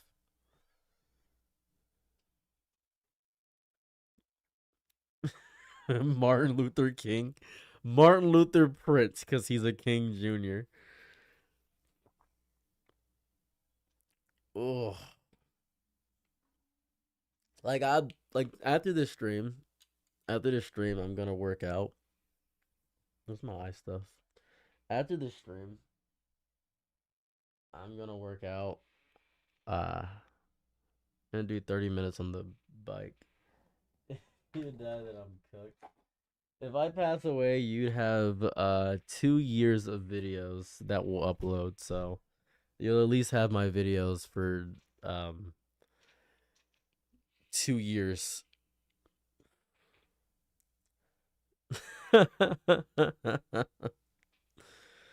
Welcome, Biddy. Yeah, welcome to the lore.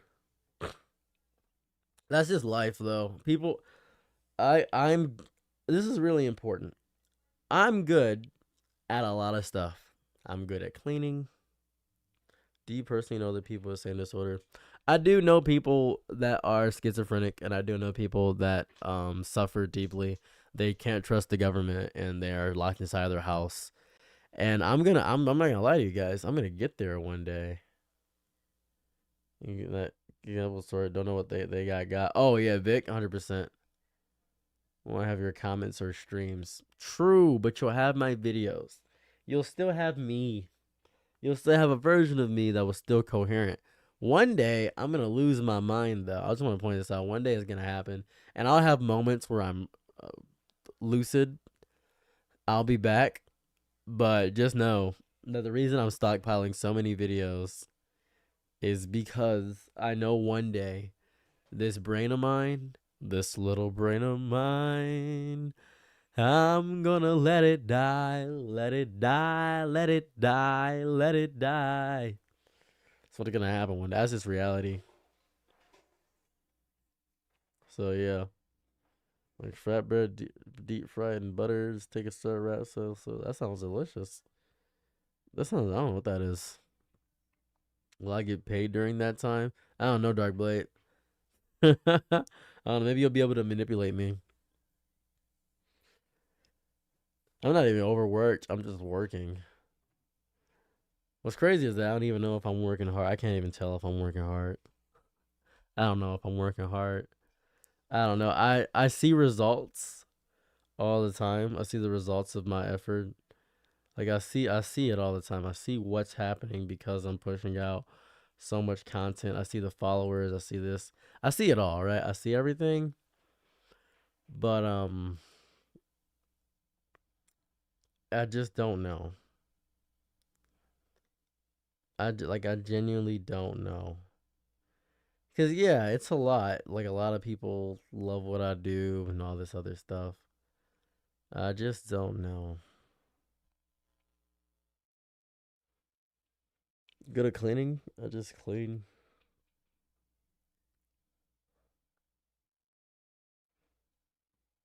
Five new people a day. That's cool. I didn't know that. My brain's doing what it does. My brain doing what it gotta do. Swiftly? You'll love to see it. I'm just a guy. One day I think I'm gonna peak at like 1.5 million, and I think I'll reach 300,000 by the end of the next year. Maybe a video will blow up randomly because I'm working on a Poppy Playtime video right now. I'm gonna explain the Poppy Playtime video because I'm super excited about it. So it's about Poppy Playtime Chapter 1 had a liminal feel to it. There was a liminal semblance to how Poppy Playtime Chapter 1 felt. Chapter 2 had a kind of childlike nostalgia because it was the dissolution of childlike games. It wasn't as impactful as Chapter 1 because we knew a few things, but it did expand on the story. It was a massive overhaul to Chapter 2. Chapter 3 was the best chapter of Poppy Playtime that I have ever seen.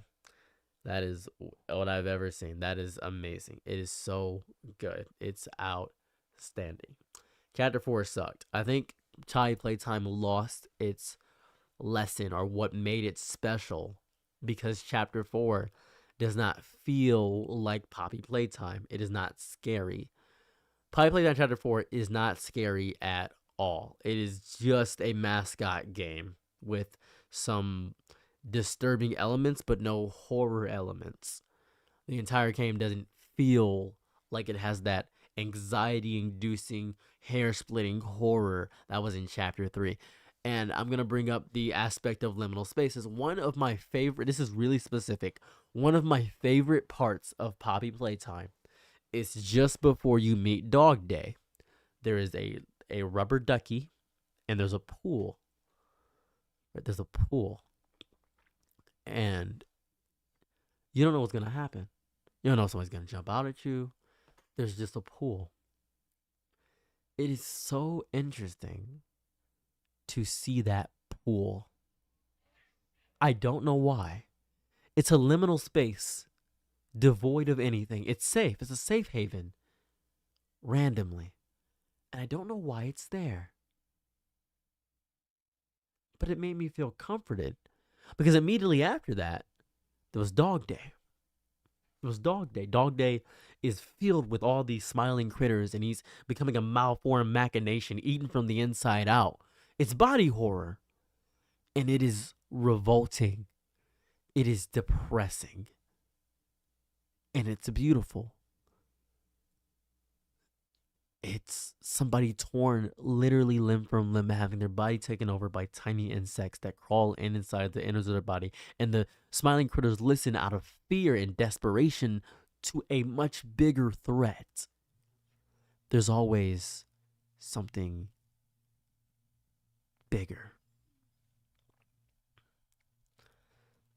It's cathartic. And I'm making a video about just how chapter 3 felt, how chapter 1 is so simple in its execution and how it's so anxiety inducing, how chapter 2 in a sense lost that. Because chapter 1's, this is the beautiful thing about chapter 1's villain, Huggy Wuggy.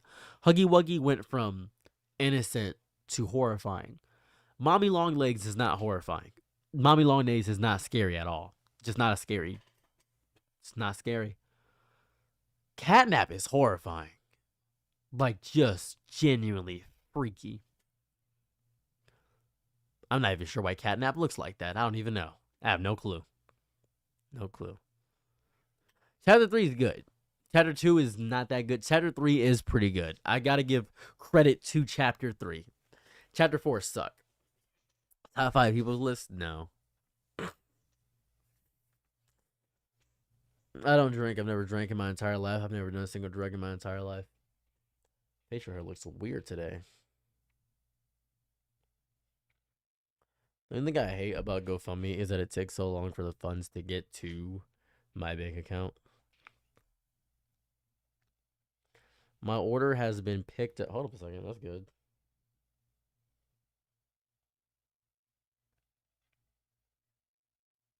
Should be here by Friday.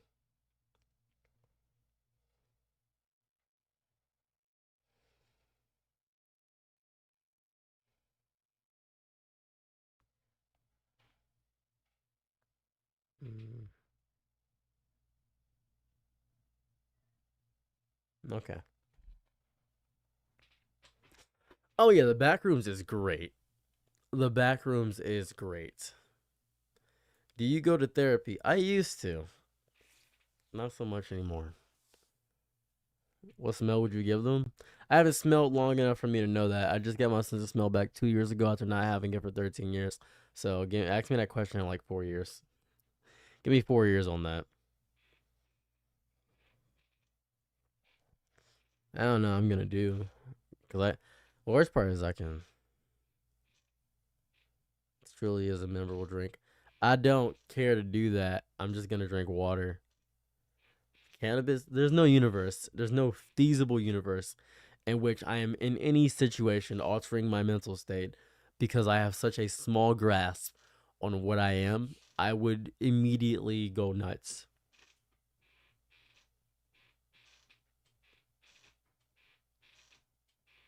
I will be more careful. I love you.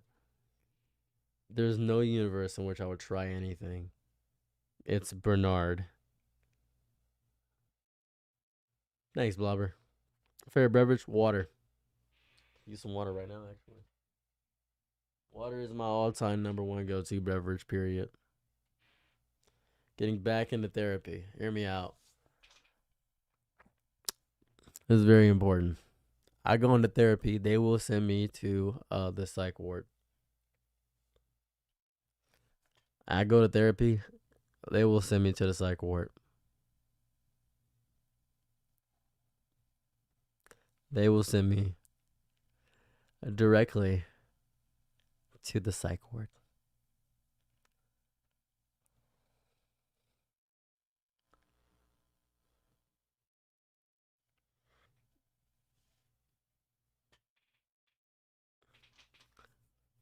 Probably chicken, ETA.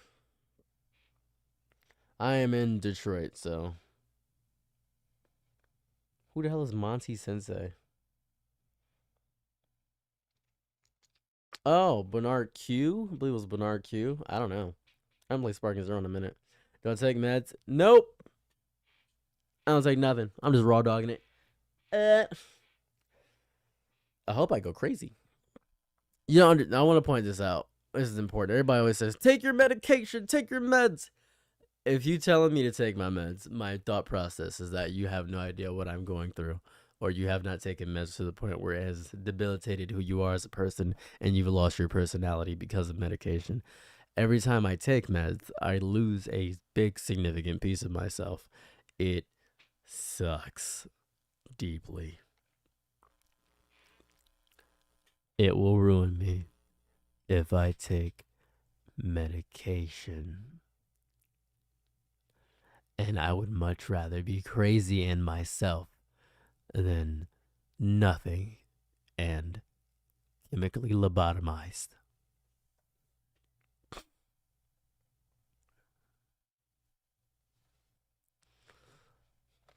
I work out and that helps. You don't feel like a person at all. You just don't. Out of good confidence. Hate to see it, Carnivore. Hate to see it. You know what's beautiful about streams sometimes? If I play a video game, people leave, and it's so fun. It's so fun. Oh my god. Yeah, it just numbs things. Must feel like taking normal drugs. I've never taken a single drug in my life. I don't know. I have no clue. I don't take any. I don't do weed, acid, nothing. I don't do anything. I refuse because I'm stronger than everybody on the planet. So I refuse to do anything that makes me appear that weak. That's like first one. That sounds terrifying. Oh yeah, this sucks. I do feel amazing. This whole thing sucks. I want to play Ghost of Yote. Here's the plan for some streams in the future. Here goes some plans here for you. I'm gonna get Borderlands 4, right? I'm gonna get Borderlands 4. And we're gonna beat Borderlands 4 on stream. I'm gonna get it on PlayStation. I'm gonna get PlayStation on what games are coming out?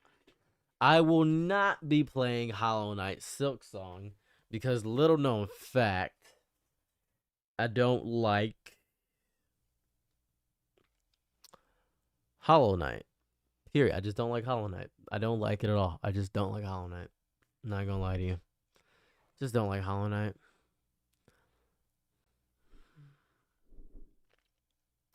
Just don't like Hollow Knight.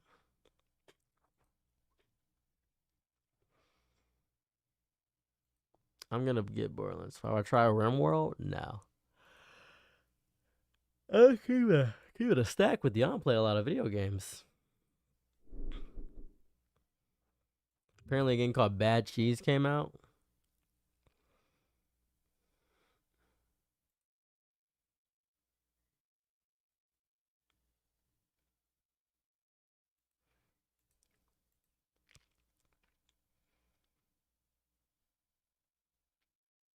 Like a psychological 1920s horror called.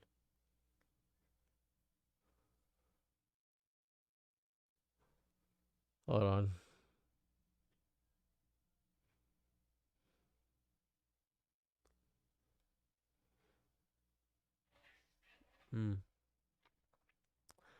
I don't like Kingdom Hearts after 2.5. Sorry, let me phrase that better. After 2 final mix, let's use that better. I played Kingdom Hearts 3, and I beat it on critical and proud mode.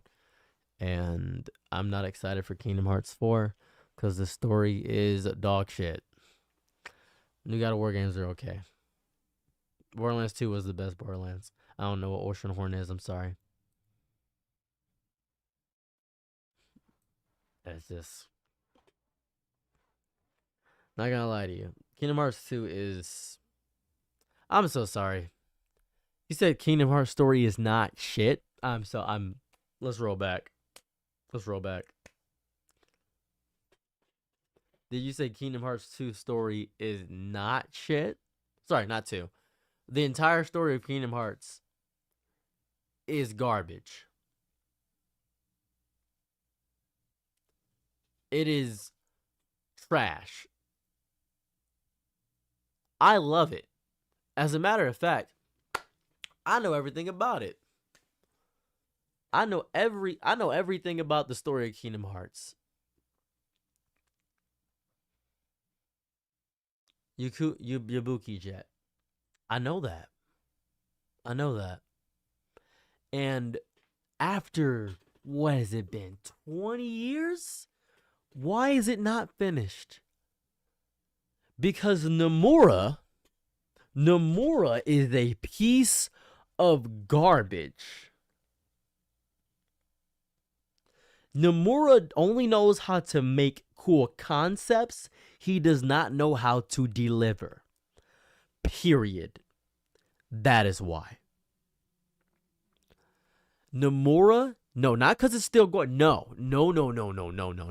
If it was just an issue, because I'm going to tell you what I played. Let's just.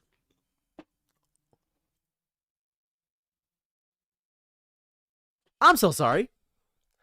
No, fuck that. You know what? No, fuck that. Let's watch Kingdom Hearts.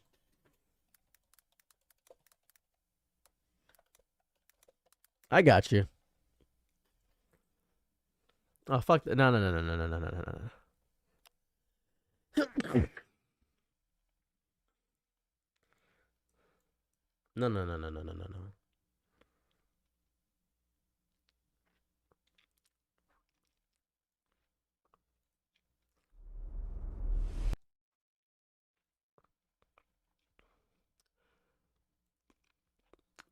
We're gonna watch this, and I'm gonna tell you why I hate this.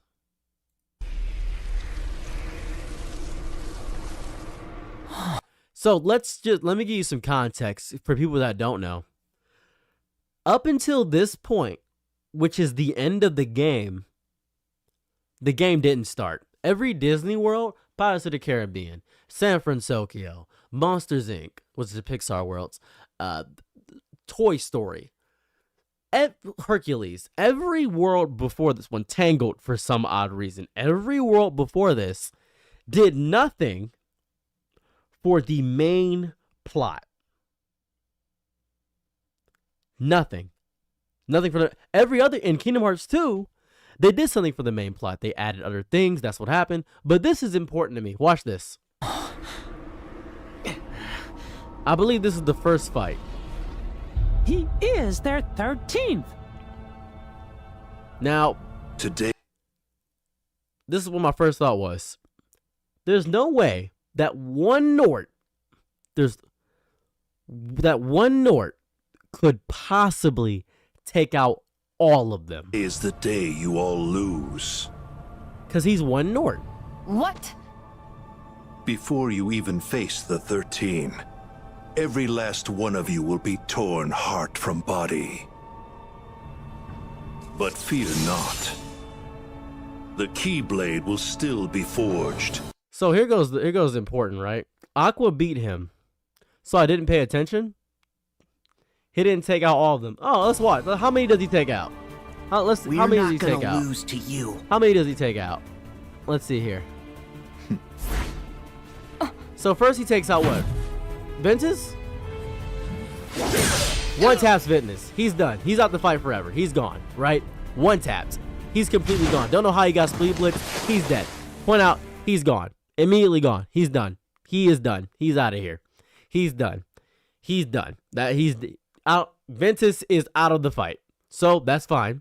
Aqua is a master. I know that. So he's gone, right? He's out the fight. She's just standing there. Don't know why she's just standing there. Don't know what that mindset is. Don't know what's happening there. Don't know why she's standing. He's out. He's done. He's...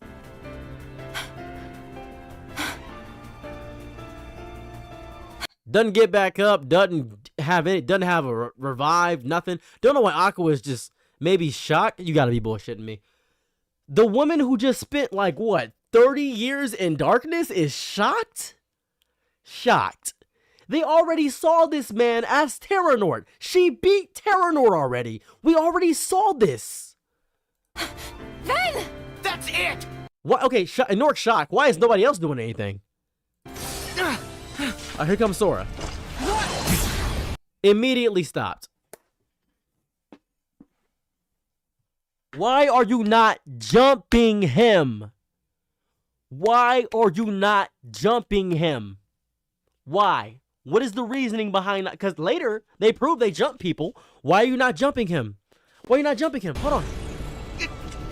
Sora, why are you so weak? Is there a reason why Sora is this weak? Some big reason?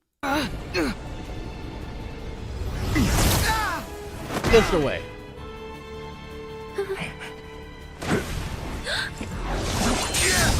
He's out. Just want to point that out.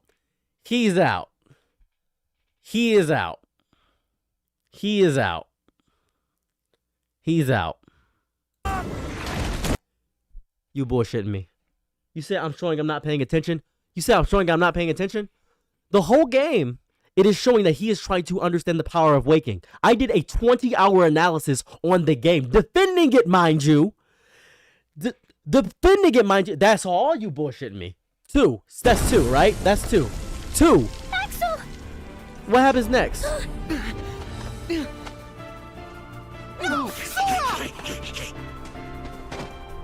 Now this is the best part in the entire game. Now this right here is the best part in the entire game. Period. There's no better part to me. Goofy comes in, blocks the attack. Donald does the canonically strongest spell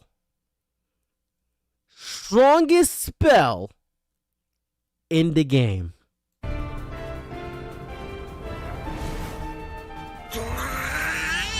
Best character, period. This is best character. Goofy's about to warn him too. Donald, don't!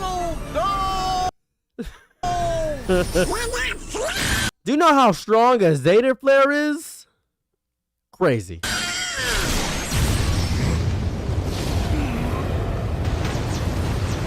Hold on. So let me explain why I say he took everyone out. Because immediately after this, and this is for you, Yabuki, what happens? What happens immediately after this? What happens immediately after? What happens immediately after this? What immediately after this? What happens? What happens immediately after this? Yabuki, what happens immediately after this? What happens? What happens? What happens?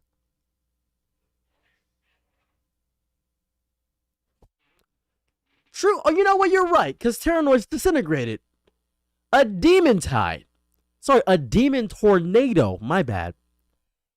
Defeats them all. A demon tornado defeats them all. How'd they lose to that? How'd they explain how they lost to the demon tide? How'd they lose to that? How'd they? Great, you're right. Terranor didn't take everybody out. Cool. How'd they lose to the demon tornado? They're supposed to fight 12 more of those same caliber of people. The biggest Heartless tornado we've ever seen. And we got a Keyblade Master. We got Mickey.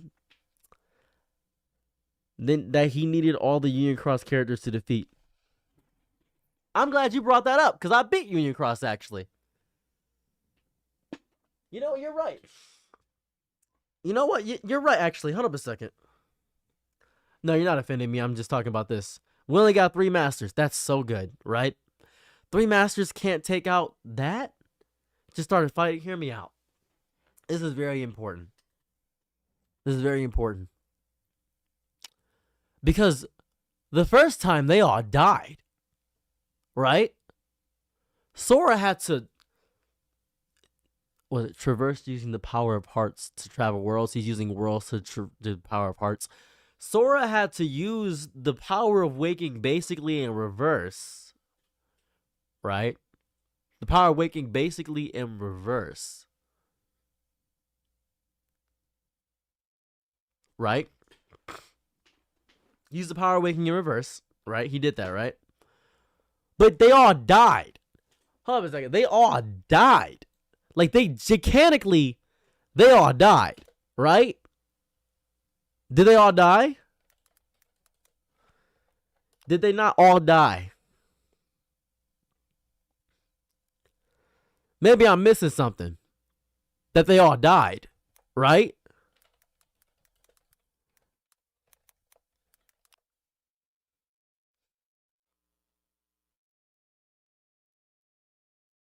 The Grim Reaper took their hearts.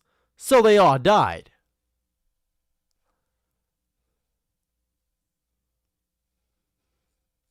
So they all died.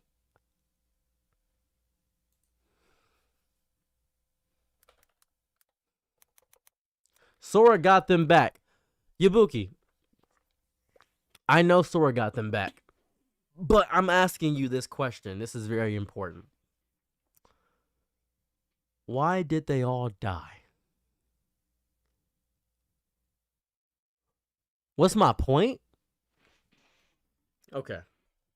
So, let me explain. Let me explain my journey through Kingdom Hearts to make it easier for you. Kingdom Hearts 1, we didn't know what was going on. We discovered Sora wasn't the original Keyblade Master. He got it by mistake. And we know that Riku was the original owner of the Keyblade. So, One Piece arc tier list, I would do that for you. So, they lost their bodies, not their hearts. Fine by me. I got you. I'm just going to explain this right quick. So Kingdom Hearts 1. Kingdom Hearts 1 is not the first Kingdom Hearts canonically. The first canonical Kingdom Hearts is Kingdom Hearts Union Cross chronologically. After Union Cross is Birth by Sleep. We learned that Ventus is basically... Is there a crazy chat delay on YouTube? Is there? So he's the initial one. He's the initial person. He's this whole thing. He's just like starter off of everything. That's what he is. So after Kingdom Hearts 2... Well, actually, no, Kingdom Hearts Birth by Sleep. And then there's Kingdom Hearts 1. And then there's one, I believe there's Chain of Memories. Chain of Memories. And then I think there's 2 after Chain of Memories. And I think there's Dream Drop Distance. And there's like 2.8 Fragmentary Passage and stuff like that, right? And then there's all these other ones. And then, 365 over 2 days, which explains the Nobody story and the Organization 13 stories. So there's that. Right, there's this whole thing. It's like a whole... that variety, and I understand that. I grasp it because I did a whole thing explaining this. Kingdom Hearts 3 is the worst amount of disrespect I've ever seen to a series, because in the beginning state, during the Disney worlds used to be cleverly integrated into what the main course of the plot was, but in the first part, Mickey and Riku spend taking forever to get to Aqua, to get to the World of Darkness. Spend just a crazy amount of time doing that, right? Just a dumb amount of time. I don't know what the hell Axel and Kairi... I don't know what the hell Axel and Kairi were doing. The entire time. They were just, I'm just writing letters. Why don't you send them those letters? It makes me feel good just to write them, even if they don't know. By the way, some of the dumbest fucking dialogue ever heard in any game. When I was a teenager, I thought it was kind of cool, but now it's just cryptic for no fucking reason. Don't know what Pete and Maleficent were doing the whole time. Pete and Maleficent were saying, the boy is inconsequential, when Sora seems to be the main character of everything. He seems to be the most important thing. Now we have this Masters of Masters BS plotline. Turns out Xehanort was actually a good guy. I was actually trying to restart the world using the power of hearts. You killed a little girl. It's not that hard to figure out what they're doing. What are they doing? Yabuki, what are they doing? I feel like we should just get in a Discord call at this point. Because this, you bullshitting. No one says Xehanort was a good guy. At the end of the game, he...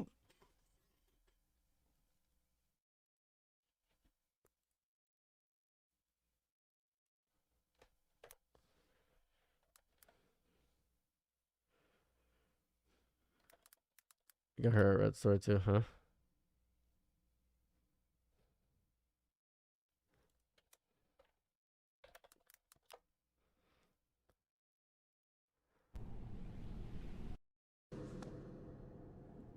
The world began in darkness, and from that darkness came light. From the light came the people, and the people had hearts. Evil burgeoned in those hearts, begetting more darkness. And that darkness spread across the world like a plague. The light, the symbol of the world's hope, was devoured by shadow, leaving nothing but ruin and utter failure. But the first light, I'm so fucking sorry. You said this was mistranslated? That's even worse. Fuck that.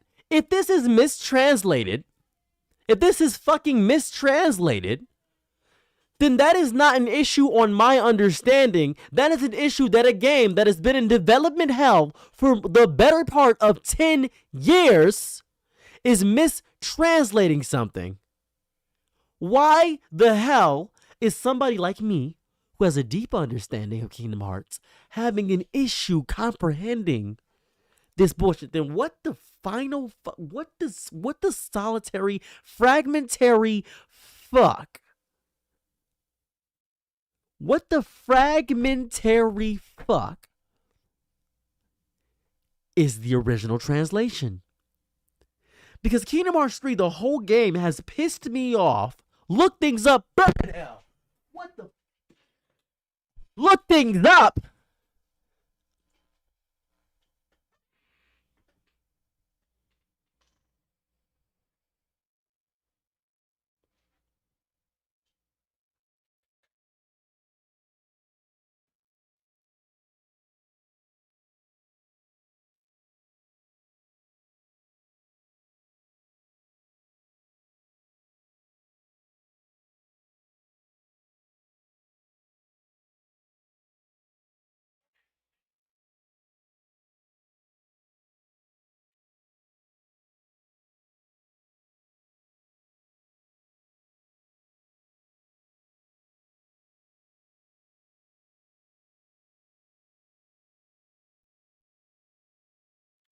Look things up?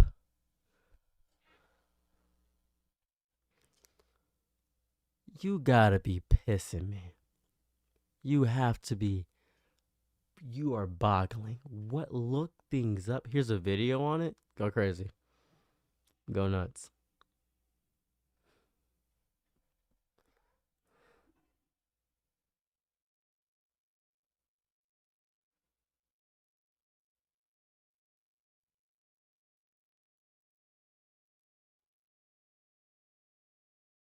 I don't see anything. Yeah, I don't think you can send the link in chat. I'm sorry.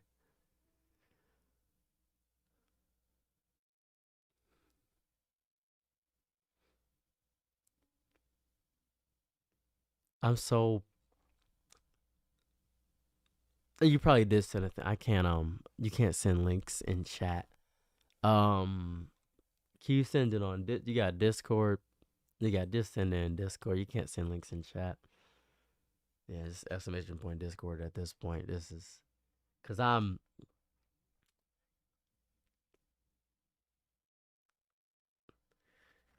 Kingdom Hearts 3 is a failure in storytelling. It is a deep, disgusting, horrible failure in storytelling. It is probably one of the worst failures in storytelling I've ever witnessed in my life. It is garbage. Just pop up. We're just going to talk in Discord. Hop in a Discord call. You could change my mind? Go crazy. I'd love to have my mind changed. I'm open to have my mind changed. 100%.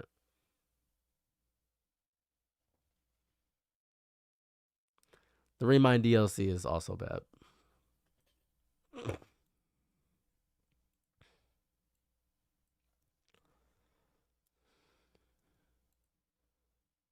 You can send me a message. You can go ahead and send me a message. Go crazy. Then the OG ending. Isn't Sora still dead? My Discord, my name is in Discord. Did you just join my Discord? It should be Eldritch Farm. It should be Static Choir or something. I'm gonna comment in the main chat. I'm gonna type pizza. Yeah, you're not wrong, Watcher. I commented pizza in the main chat. I just need you to just send me a message. Send me a message off thing. You've messaged me? Solid.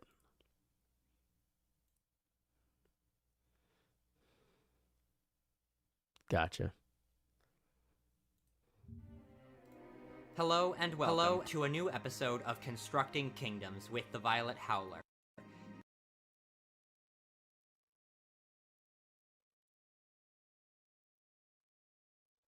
Alright, hold up a second. I'll watch that in a second. I'm just gonna accept this DM. Boom.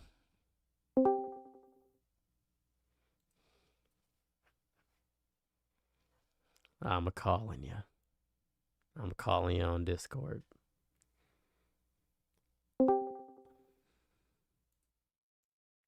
Hello? What's cracking? What's up, man? First of all, I do want to say, I appreciate you. I was not trying to argue with you. Kingdom Hearts is like my life. I love it. It's my favorite game series, and I do not mind talking about it. Solid. I'm here to listen. Convince me that Kingdom Hearts 3 is good. Go crazy. Okay, so what mainly did you have problems with? Mainly, the Disney Worlds didn't contribute to the main story, period. Okay, so basically, I actually do like the Disney Worlds a lot. So Oh, they're great. Yeah, I think they're good. I think the worlds are good. I'm saying they don't contribute to the main world. The main plot is what I'm saying. yeah, they're basically kind of like how they were in Kingdom Hearts 2.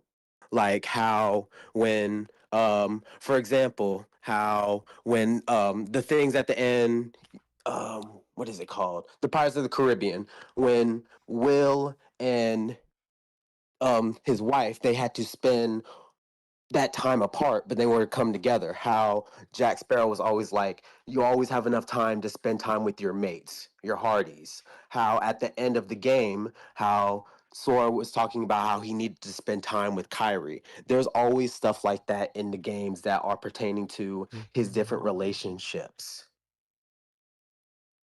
and how he feels. Like when he was talking with Elsa, how he wanted to save her so bad from turning to darkness, how Larxene was basically like, you can't decide that for her. She has to decide for herself, like how things were with Riku. Hear me out, though. Hear me out. Okay. This is very important. And the other, in Kingdom Hearts 2 specifically, because that's the one I know the most about. Mm-hmm. You said that it was the same. I want to point this out. This is very important. Sora is mischaracterized in Kingdom Hearts 3 by a wide metric mile. Like, that's not Sora. Why is he excited about robots? I think that's partly kind of just goes into the Japanese characterization of boys because they just like cool shit. He's seen robots before. He's floating through space in a gummy machine. Why is he saying, cool, a robot? Wow. That has never been Sora. I mean, he's seen a ship. I mean, like he's excited about things. He likes doing fun shit. Yeah, but it's the overt overreaction as if he's never seen a robot before. That He just thinks feels it's cool. Why is that such like a big deal? that's a mischaracterization of sort. Mischaracterizations are very important to me. The same way they mischaracterize Goku in Super. I can take him, being a little bit stupid with Vegeta, but him not knowing how to kiss his wife in Super, that's stupid. They did the same thing with Sora as if to That reset his character in totality. I don't think that Goku know what it meant when he was like because Trunks was kissing somebody and then they came back to life. I don't think Goku knows what it means to give somebody resuscitation. No, no, no. Vegeta accurately said, "You've never kissed your wife." He said, "Nope." And then I looked at the actual Japanese translation, and he said, "You've never kissed your wife," and he said, "No." So that's what baffled me. Okay, that's fair. I haven't seen that, but No, I'll that's take fair. your That's word for it. understandable. I'm bringing up Dragon Yeah, Ball Z. I'll definitely take your word for it. That don't make no fucking sense. But it also Goku don't do shit like that. I'm surprised that Goku has had children. So fair. So with Sora, Hmm. right? They say he lost it all because of dream drop distance, and he had to restart from the beginning. All this other stuff. He starts off going to Hercules thing because he's trying to figure out what it means to have strength, be a hero, all this stuff. I Hmm. can get behind that because they need a reason to get us back out to those Disney worlds. I can see the plot relevance behind that. Isn't Axel and Kyrie, aren't they basically in the hyperbolic time chamber?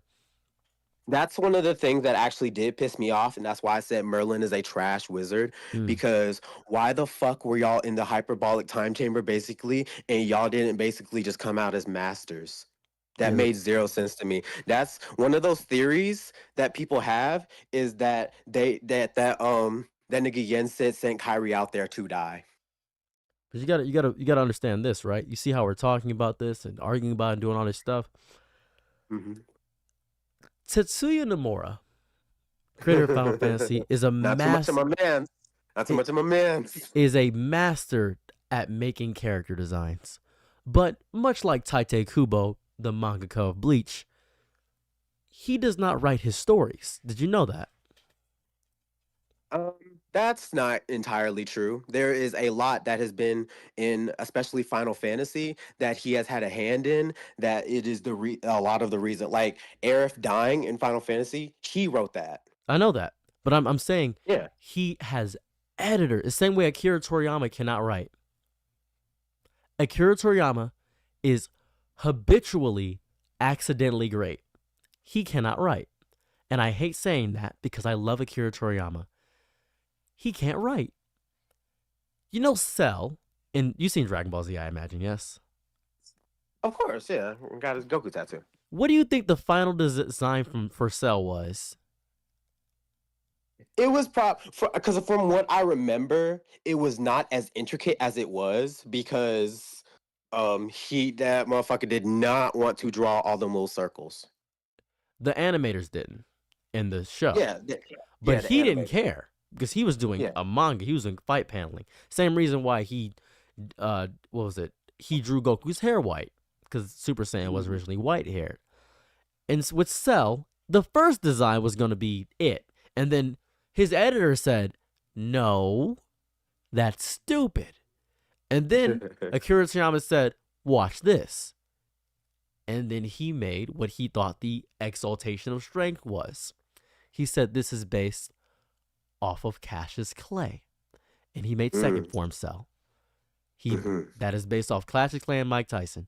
And then final form Cell, that's the final design of everything. He said, okay, this is going to be good. Boom, bang. Now, this is also very important.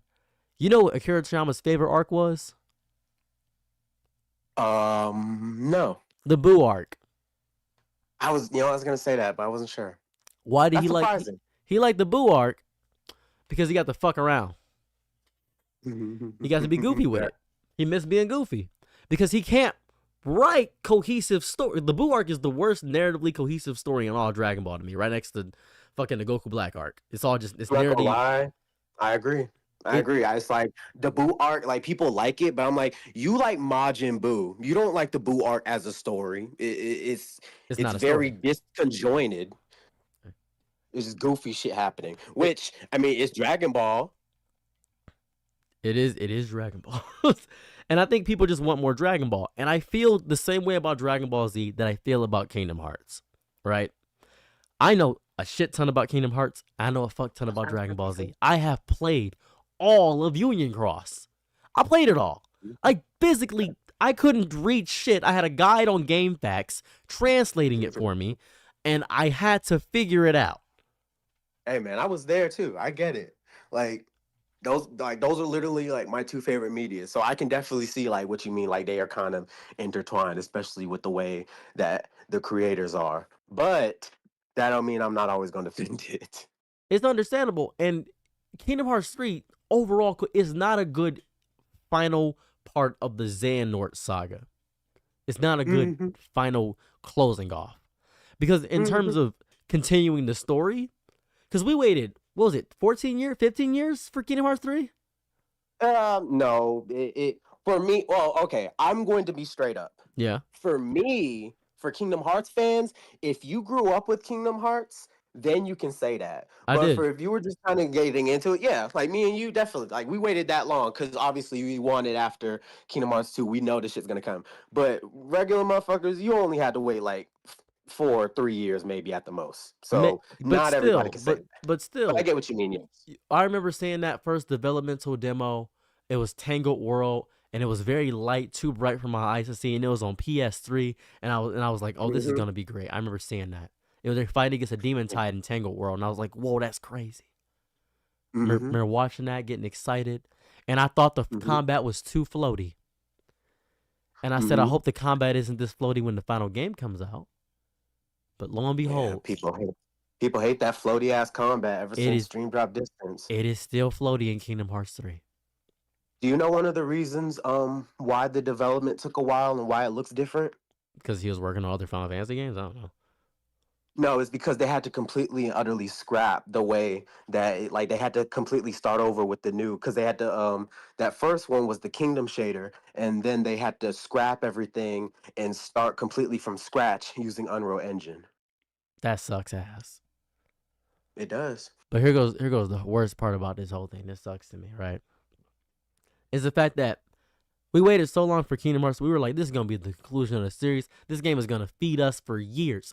Kingdom Hearts fandom was going crazy. All these Tumblr fucks, all these DashCon enjoyers, all these people that make millions off Furry Art. We were gonna go crazy with Kingdom Hearts. It was nuts. All these Sonic adjacent fans. We were gonna go nuts. And then it came out. I feel the same way about Kingdom Hearts 3, the same way I feel about Persona 3 Reload. Fucking hate Reload. Just can't get into it. You know what? I can't comment on that. I can't comment on that because every time I try to play Persona 3, I fall asleep. I got through halfway through FES. My save file just got deleted. I'm like, bro, I don't know when I'm going to play this game. No, I understand. I fully grasp that. It's just, it feels, it's like they made the dialogue somehow worse in Kingdom Hearts 3. I thought we were going to get cohesive answers. We didn't see, there's no interaction between Roxas and Ventus, period. There is one when Remind, but I get what you mean. It's not much. In Remind, in a DLC. In a DLC. I know, but it's just like, can I say one thing about Kingdom Hearts fans? I feel like that a lot of times it's more so Kingdom Hearts fans want what they want out the games than more so what is actually in the games. They're more so like, oh, this will be cool. They spend more time playing like, oh, this cool. I wish we had this, instead of just appreciating the game for what it is. Here goes the crazy part, right? How many times do you think I beat Kingdom Hearts 3? If you're a Kingdom Hearts fan, probably a lot. I beat it 42 times. Critical and problem. I beat it 42 times. Why did I do that? Because I was trying to figure out the mushroom stuff and get all the things. I was just living in the world. I was that Tangled part where it's like dancing and hitting that shit. I was on that part for 3 hours one day. Just go, Sora, go. I don't know why. I was just like, I've been waiting 14 years for this fucking game. I'm just gonna play as much as I can. And then And then I really I was writing down what I liked about the game. I was writing it down in my notebook because I had a physical notebook and I was living in a studio apartment working at Walmart and I was writing it down. I was playing it on PS4 and I was just like, yeah, this is going to be great. This is so fun. And then I realized that none of the Disney shit mattered. I think go ahead. Because people were saying that with literally Kingdom Hearts 2 also, and I'm like, it's like that don't make no sense to me. Because it's like I can literally think of shit like right now. It's just like not like mad, but it's like literally every single Disney World in all the games are allegories for the relationships in Sora's life and the people that he knows. Yeah, I know. Like I know that. That's important. Yeah, I grasp and that. Like even as stupid as it is in San Francisco, like they brought back the recoded stuff. Yeah. No, that makes sense, and I fully understand that. And I the puppet stuff and the sidelines, that's just regular Kingdom Hearts stupid shit. That's just regular stupid Kingdom Hearts shit. I agree to that. That's always gonna be Kingdom Hearts stupid shit because that happened in 2, and I think 1 was the best integration of it. But I think the taking out of Final Fantasy overall as an element until Remind DLC, massive fumble. Because I'm talking about base KH3 because I am judging this as a base KH3. Bro, every base Kingdom Hearts game every mainline base cage game just sucks until they just add the stuff. And that's my issue. And like, it's just one of those things that is just like, at this point, the way it is, it's the way it is. So I really, honestly, just do not mind. I mind it because I'm wasting money. I'm spending money. It's ain't cheap.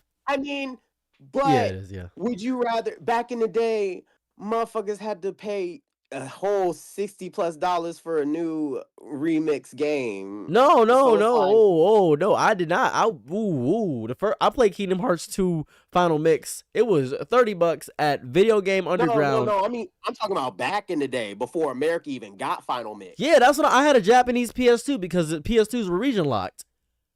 Mm-hmm. Yeah, I played Battle Stadium Dawn. I played Clash of Ninja 3 and 4 on my GameCube. I played Bloody Roar Extreme Fury because there was a fucking translation issue. And I had Kingdom Hearts 2, not Final Mix. Yeah, it was Final Mix. He had a crown on his head, and I fought against that fucking Lingering Will, and I got my ass kicked 37 times till I listened to a Game Facts guide of using Reflectiga. I remember I was there. It was $30. I got that shit from Play Asia. Mm-hmm. I was there ground zero. That shit was ass. But I guess inflation. I guess I should remember inflation. So I paid $300. Okay. All right. So I have a question. Yeah. For you, just in general, because for me as a person, sorry, this is personal, because I think I watched like a few of it. You're queer, right? Yeah, I like penis. So how do you feel about the queer interpretation of Kingdom Hearts? The queer interpretation of Kingdom Hearts. Mm-hmm. You know, I've been asked this question 12 times in my life, and I think love how much you remember specific numbers. I do, because this is the 13th time. Shout out to organization. This is very important. I'm glad I could be your 13th. You're my Xion. So what's killing me is I understand that like the Riku and with Sora, there's like a trifecta, like polyamory stuff. I've seen that interpretation. I have seen the fact that Roxas is Sora's alter, and people are using that as like nobodies are non-binary. I've seen that. I've seen was it that Naminé is asexual? Seen that. That was something. Mm-hmm. I think that people will latch on to specific traits and want to deeply relate to that.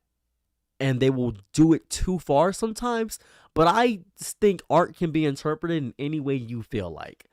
Personally, these motherfuckers have canonical relationships, but the canon doesn't matter. I don't think so. So you think that Nominee and Roxas aren't together? Oh, not like that. What's Nominate Roxas. That's kind of cute, but I kind of see them more so as friends. For me, because I was like huge Sokai shipper ever since I was young, even up until Kingdom Hearts 3. After Kingdom Hearts 3, and I started talking with some more people, and I was like listening to some more people's like point of views. I was like, wait. And I kind of started to like look at the story more and connect some dots. I was like, Sora and Riku make the most sense. Like, people ship like Roxas and Shion, but I'm like, you can either ship them, they can be best friends, siblings, or whatever. I don't really care. But if there was something that made complete and utter sense, Sora and Riku. I say, especially with the themes of the game. I think with the themes of the game, it makes near zero sense for them to be nothing more than just brothers in a sense, comrades. They're definitely not bro, because about the Kingdom Hearts character files, right? Yeah, I've read them all. Okay, so do you remember in the Kingdom Hearts character files where Sora was basically like he calls Riku, not Riku, he calls Goofy his big brother. Yeah.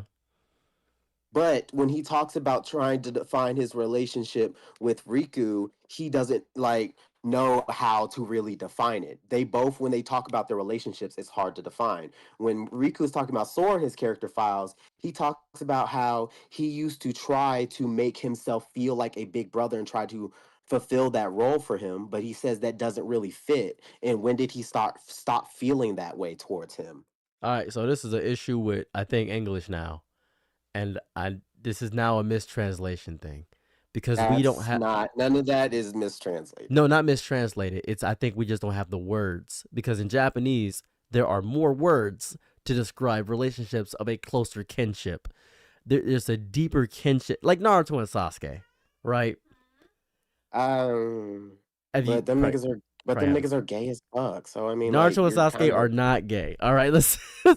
Listen, as a nigga that has sucked, fucking serious, bro. I've sucked a crazy amount of cock in my life. When you have more on-screen kisses with your nigga than your girl, I really don't know what I know. This is another thing where it's like I don't disagree that there is perhaps, but the gayness in it is played as a joke more than actual true relationship. But Sora and Riku is real and tender and loving. Yes. When the songs of both of their hearts being in tune is dearly beloved, I don't know what you want me to tell you. All right, so hear me out.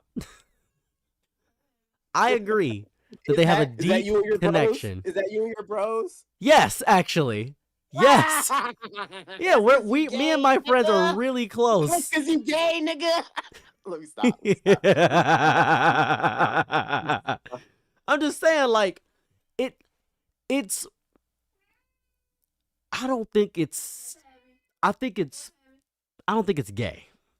Because can I tell you something? I think it's something deeper. What's up? Because do you remember in the beginning of Kingdom Hearts 3, right? You know how before you even start the game, it says 2.9. There's a reason for that. Before the game can even begin, Sora has to go specifically to Hercules to understand what his strength was. And he tells him that I wanted to protect the person that I care about with all my heart. And that's what I did. When Riku is in the realm of darkness and he's like, maybe I feel okay because you're here with me, Mickey. He's like, it's not because of me. It's because you found the strength to protect what you care about most in this world. I'm just curious here. Didn't Sora die for pussy? Mm-mm. Sora's just self-sacrificing. He would literally do that for anybody. I mean, but Oh, who he Literally dies. at the end, Uh, literally at the end of the game, oh, when like before he goes on that, before he literally goes around and hangs with her, before he dies, he says how important it is to hang out with friends. He literally calls her cool. his But friend. at the end of the day, he did die for pussy. See, that's that straight. See, that's that It's straightness great. in you. I'm just saying he did. That's that straightness in you. That's a straightness. I mean, like I'm a nigga first and everything else second. I To mean, be, yeah, you are. I mean, I'm a nigga too, but yeah, shit, just I keep it a bean. I know when niggas is gay. That's what I know. I just know I know when niggas is gay. Like, I mean, like, it's like everything I say is like I'm not even trying to be funny. It's like when he was hugging Kyrie in Mhm. Kingdom Hearts 2 and they reunited, and he was just like, "You're so different." Like he was like imagining her. He like wasn't even imagining her older. He had a vision of how she was in her head. And then he was just like, that was the only thing that he didn't say how much he missed her, how much he was worried about her. He was just focusing on the fact that she was okay and how different she is. As soon as he saw Riku, even though he was like the person that he fucking hated so much, it was a different face, but the same person. He got on his knees, fucking crying, bawling, saying how much he looked for him. Yeah, because he was lost to darkness. He's been looking for him for years. Yeah, because he was lost to darkness. See, he had Kyrie was in lock. He was like, Kyrie's cool, you know, she's different, that's fine. Riku was like, oh, he might be dead. And in the first game, No, Kyrie was literally kidnapped. in the first game, when she was a princess of heart. No, why do you think he was trying? Bro, this is what I be saying about people. Bro, he literally had went to the Twilight Town gang because Axel had kidnapped him. Come on, bro. I think we could just ask Tetsuya Nomura. I feel like he's gonna be like, nigga, what? Ask the nigga who voice act Riku, who be playing Kingdom Hearts all day, talking about Sora Riku. Haley Joel Osment? I'm not trusting that stone free fuck. Huh? No, David Gallagher. I said no, who voiced Riku. Oh, Riku, my bad. Sorry, I thought you said Sora, my bad. He be playing Kingdom Hearts on Twitch all day. He loves Sora Riku. He know ball. He knows ball. That's great. That's because I don't trust celebrities. They pander. I don't fucking care about. I'm not trying to hear that. I'm not. Oh yeah, he's trying to appeal to the biggest demographics, Soriku's. Not the biggest demographic. That is in Kingdom Hearts. Hell yeah, that is. Homophobes on Twitter who are like, you literally sound like the homophobes on Twitter who are trying to like downplay like Soriku. Like literally, like people are saying like David Gallagher once he collects his badge from Soriku's like farming. No, because you're not listening to the real dynamic. The real dynamic is that Kingdom Hearts is polyamory coded. You're not listening to the lore. I'm not trying to. That's another thing that pisses me off because, like, bro, I literally have two partners. I hate when people do that, because it's like nobody ever wants to bring that up until people talk about Soriku. I agree. Sora and Riku are clapping each other's cheeks, but Kyrie's in there in the cuck chair. You gotta, please. I'm just saying, like, no one ever brought up them three being together until people want to bring up people just don't like the idea of Sora and Riku being together. And it's just funny to me. It's like I think they have something deeper than love, though. I think it's something much deeper than love. I think with Kyrie is purely physical. But because can I be straight up? Yeah, I would be completely 100% honest. In Kingdom Hearts 1, yes. He liked Kyrie. Yes, I think that he did, but I think that he stopped.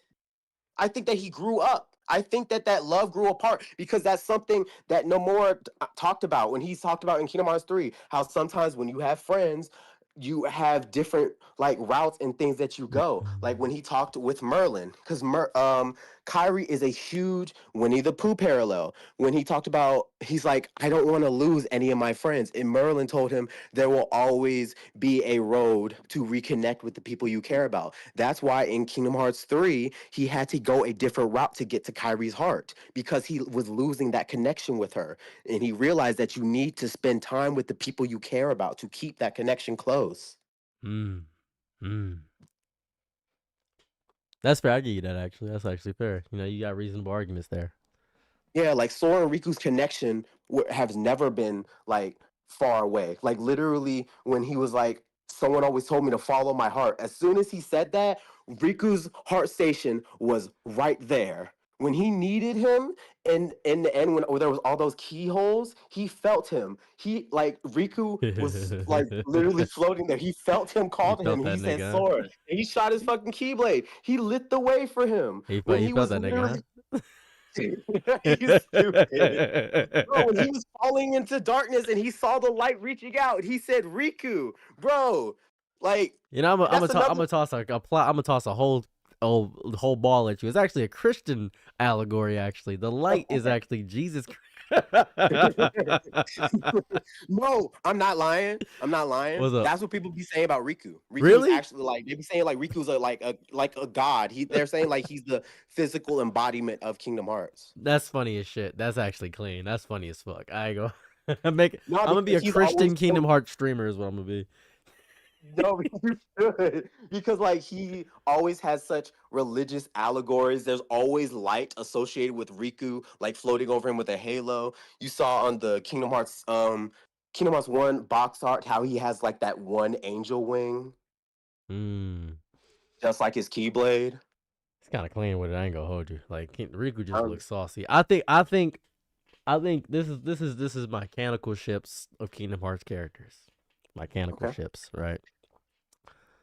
Kairi loves Riku. Riku loves Sora. Sora's stupid. And Naminé and Roxas are locked the hell in. They're just in there. And then there's another throuple. Actually, every couple in Kingdom Hearts is polyamorous. Because it's And Xion, Lee and Isa are Axel. married. Huh?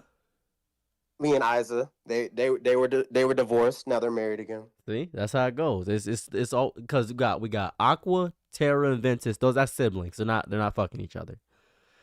However, I actually do like that either way. If Terra and Aqua, they can either be siblings or fucking. I don't honestly care either way. yeah. And then there's Aqua. Sorry, there's Kairi, Riku, and Sora. That's a power throuple. That's just a throuple.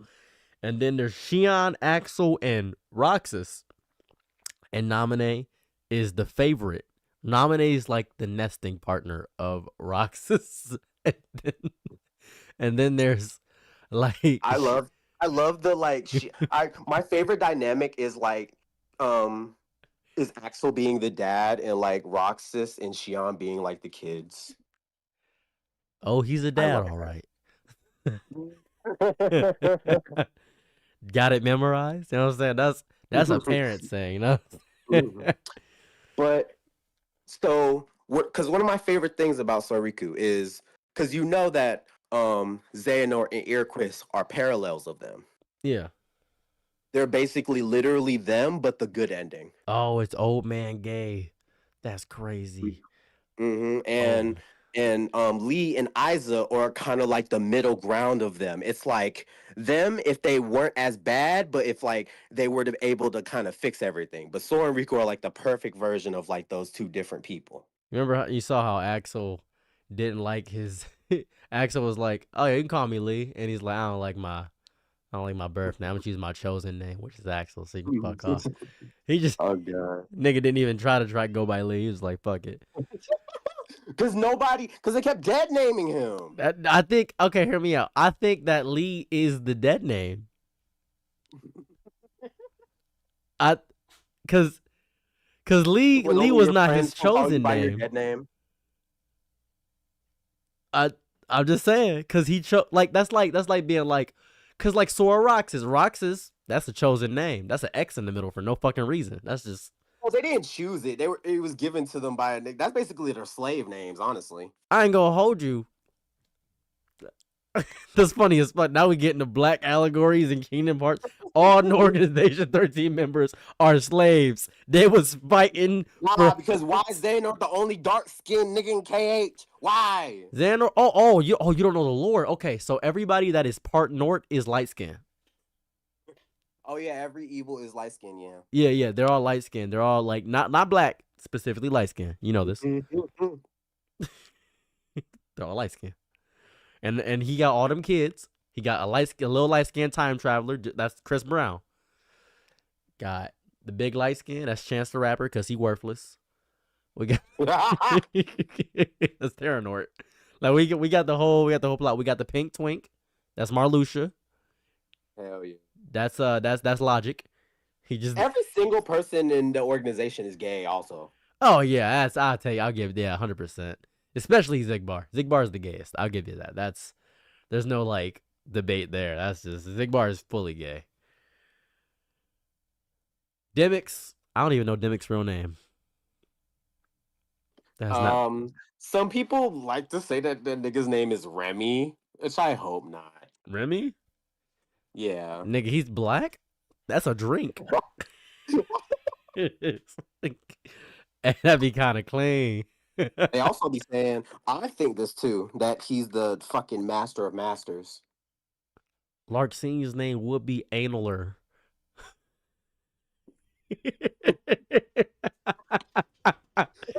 Analer? Oh my god. Analer. Oh my gosh. That's Larksin's official name in canon. Analer. Does that work? Oh, I gotta type this out. Does that actually? Hold on. Does that work? Larksin. How do you spell Larksin? Does that work? You are right. There is no R in his name. So why do people be saying that? Analer. Analer. It doesn't make any sense. I am typing it out. I need to figure this out. Analer. Please. I mean, yeah, that works. It's saying it could be like Lenia. She's a snow bunny. I don't know what her name is. Oh, sorry. Oh shit. I gotta get up out of here. We can talk again. Are you? Whenever you're free, we can talk about this more. Oh, definitely. But I do want to leave off on that mistranslation that you were talking about. I'm gonna watch that later. Yeah, I'm gonna watch that. Mm-hmm. So basically, it was mistranslated as basically he wanted to make the world just pure white as darkness. I mean, as like light to basically reset and destroy everything. But he thought he was helping in that way. He's like, if I make everything light, that everything will be like okay again. Because it's just like the shit that he like. It's just the shit that he went through in fucking Dark Road. So I was correct. It's not really him saying that he's good. It's just basically him doing bad shit, thinking it will help. None of that shit is good. He's a tragic hero. He's a misunderstood hero. Is what he thinks he is. That's what I got from the interpretation. That's what I got. Is what he thinks, but Sora openly telling him that he's wrong in his actions. Yeah, like that's like Thanos, man. That's like just some Thanos shit. Like, I'm right. Like, no, you're not. You're stupid. Like, he thinks he's doing good. It's like he's doing all this evil shit thinking it's good. He's delusional. And I was like, oh, this is stupid. Oh, did you think I thought like they made him a good guy? I thought that you meant that like they were, because a lot of people say this is that they were trying to redeem him in his No, actions. oh, sorry. No, he thinks I'm thinking he's fucking delusional. That's I don't like that interpretation of his character.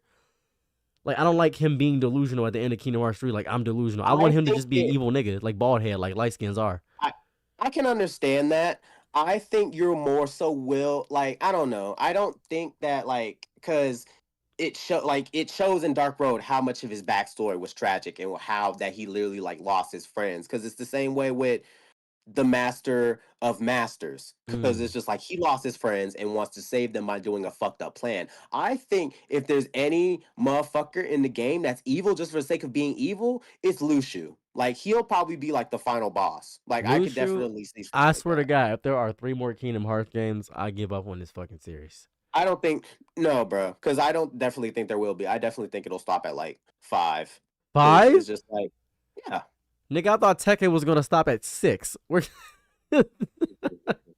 Like, I definitely like, because from the way that like he talks about it, is just like there's not much like, especially like to do left. Like, it'll definitely like reach its conclusion.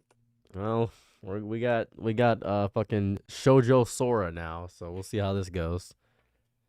You seen Shoujo Sora, you know what's going on. Yes, sir. But I appreciate you having me on. I appreciate you Appreciate you letting me talking. talk You're a about great. You're this. a great conversationalist, honestly.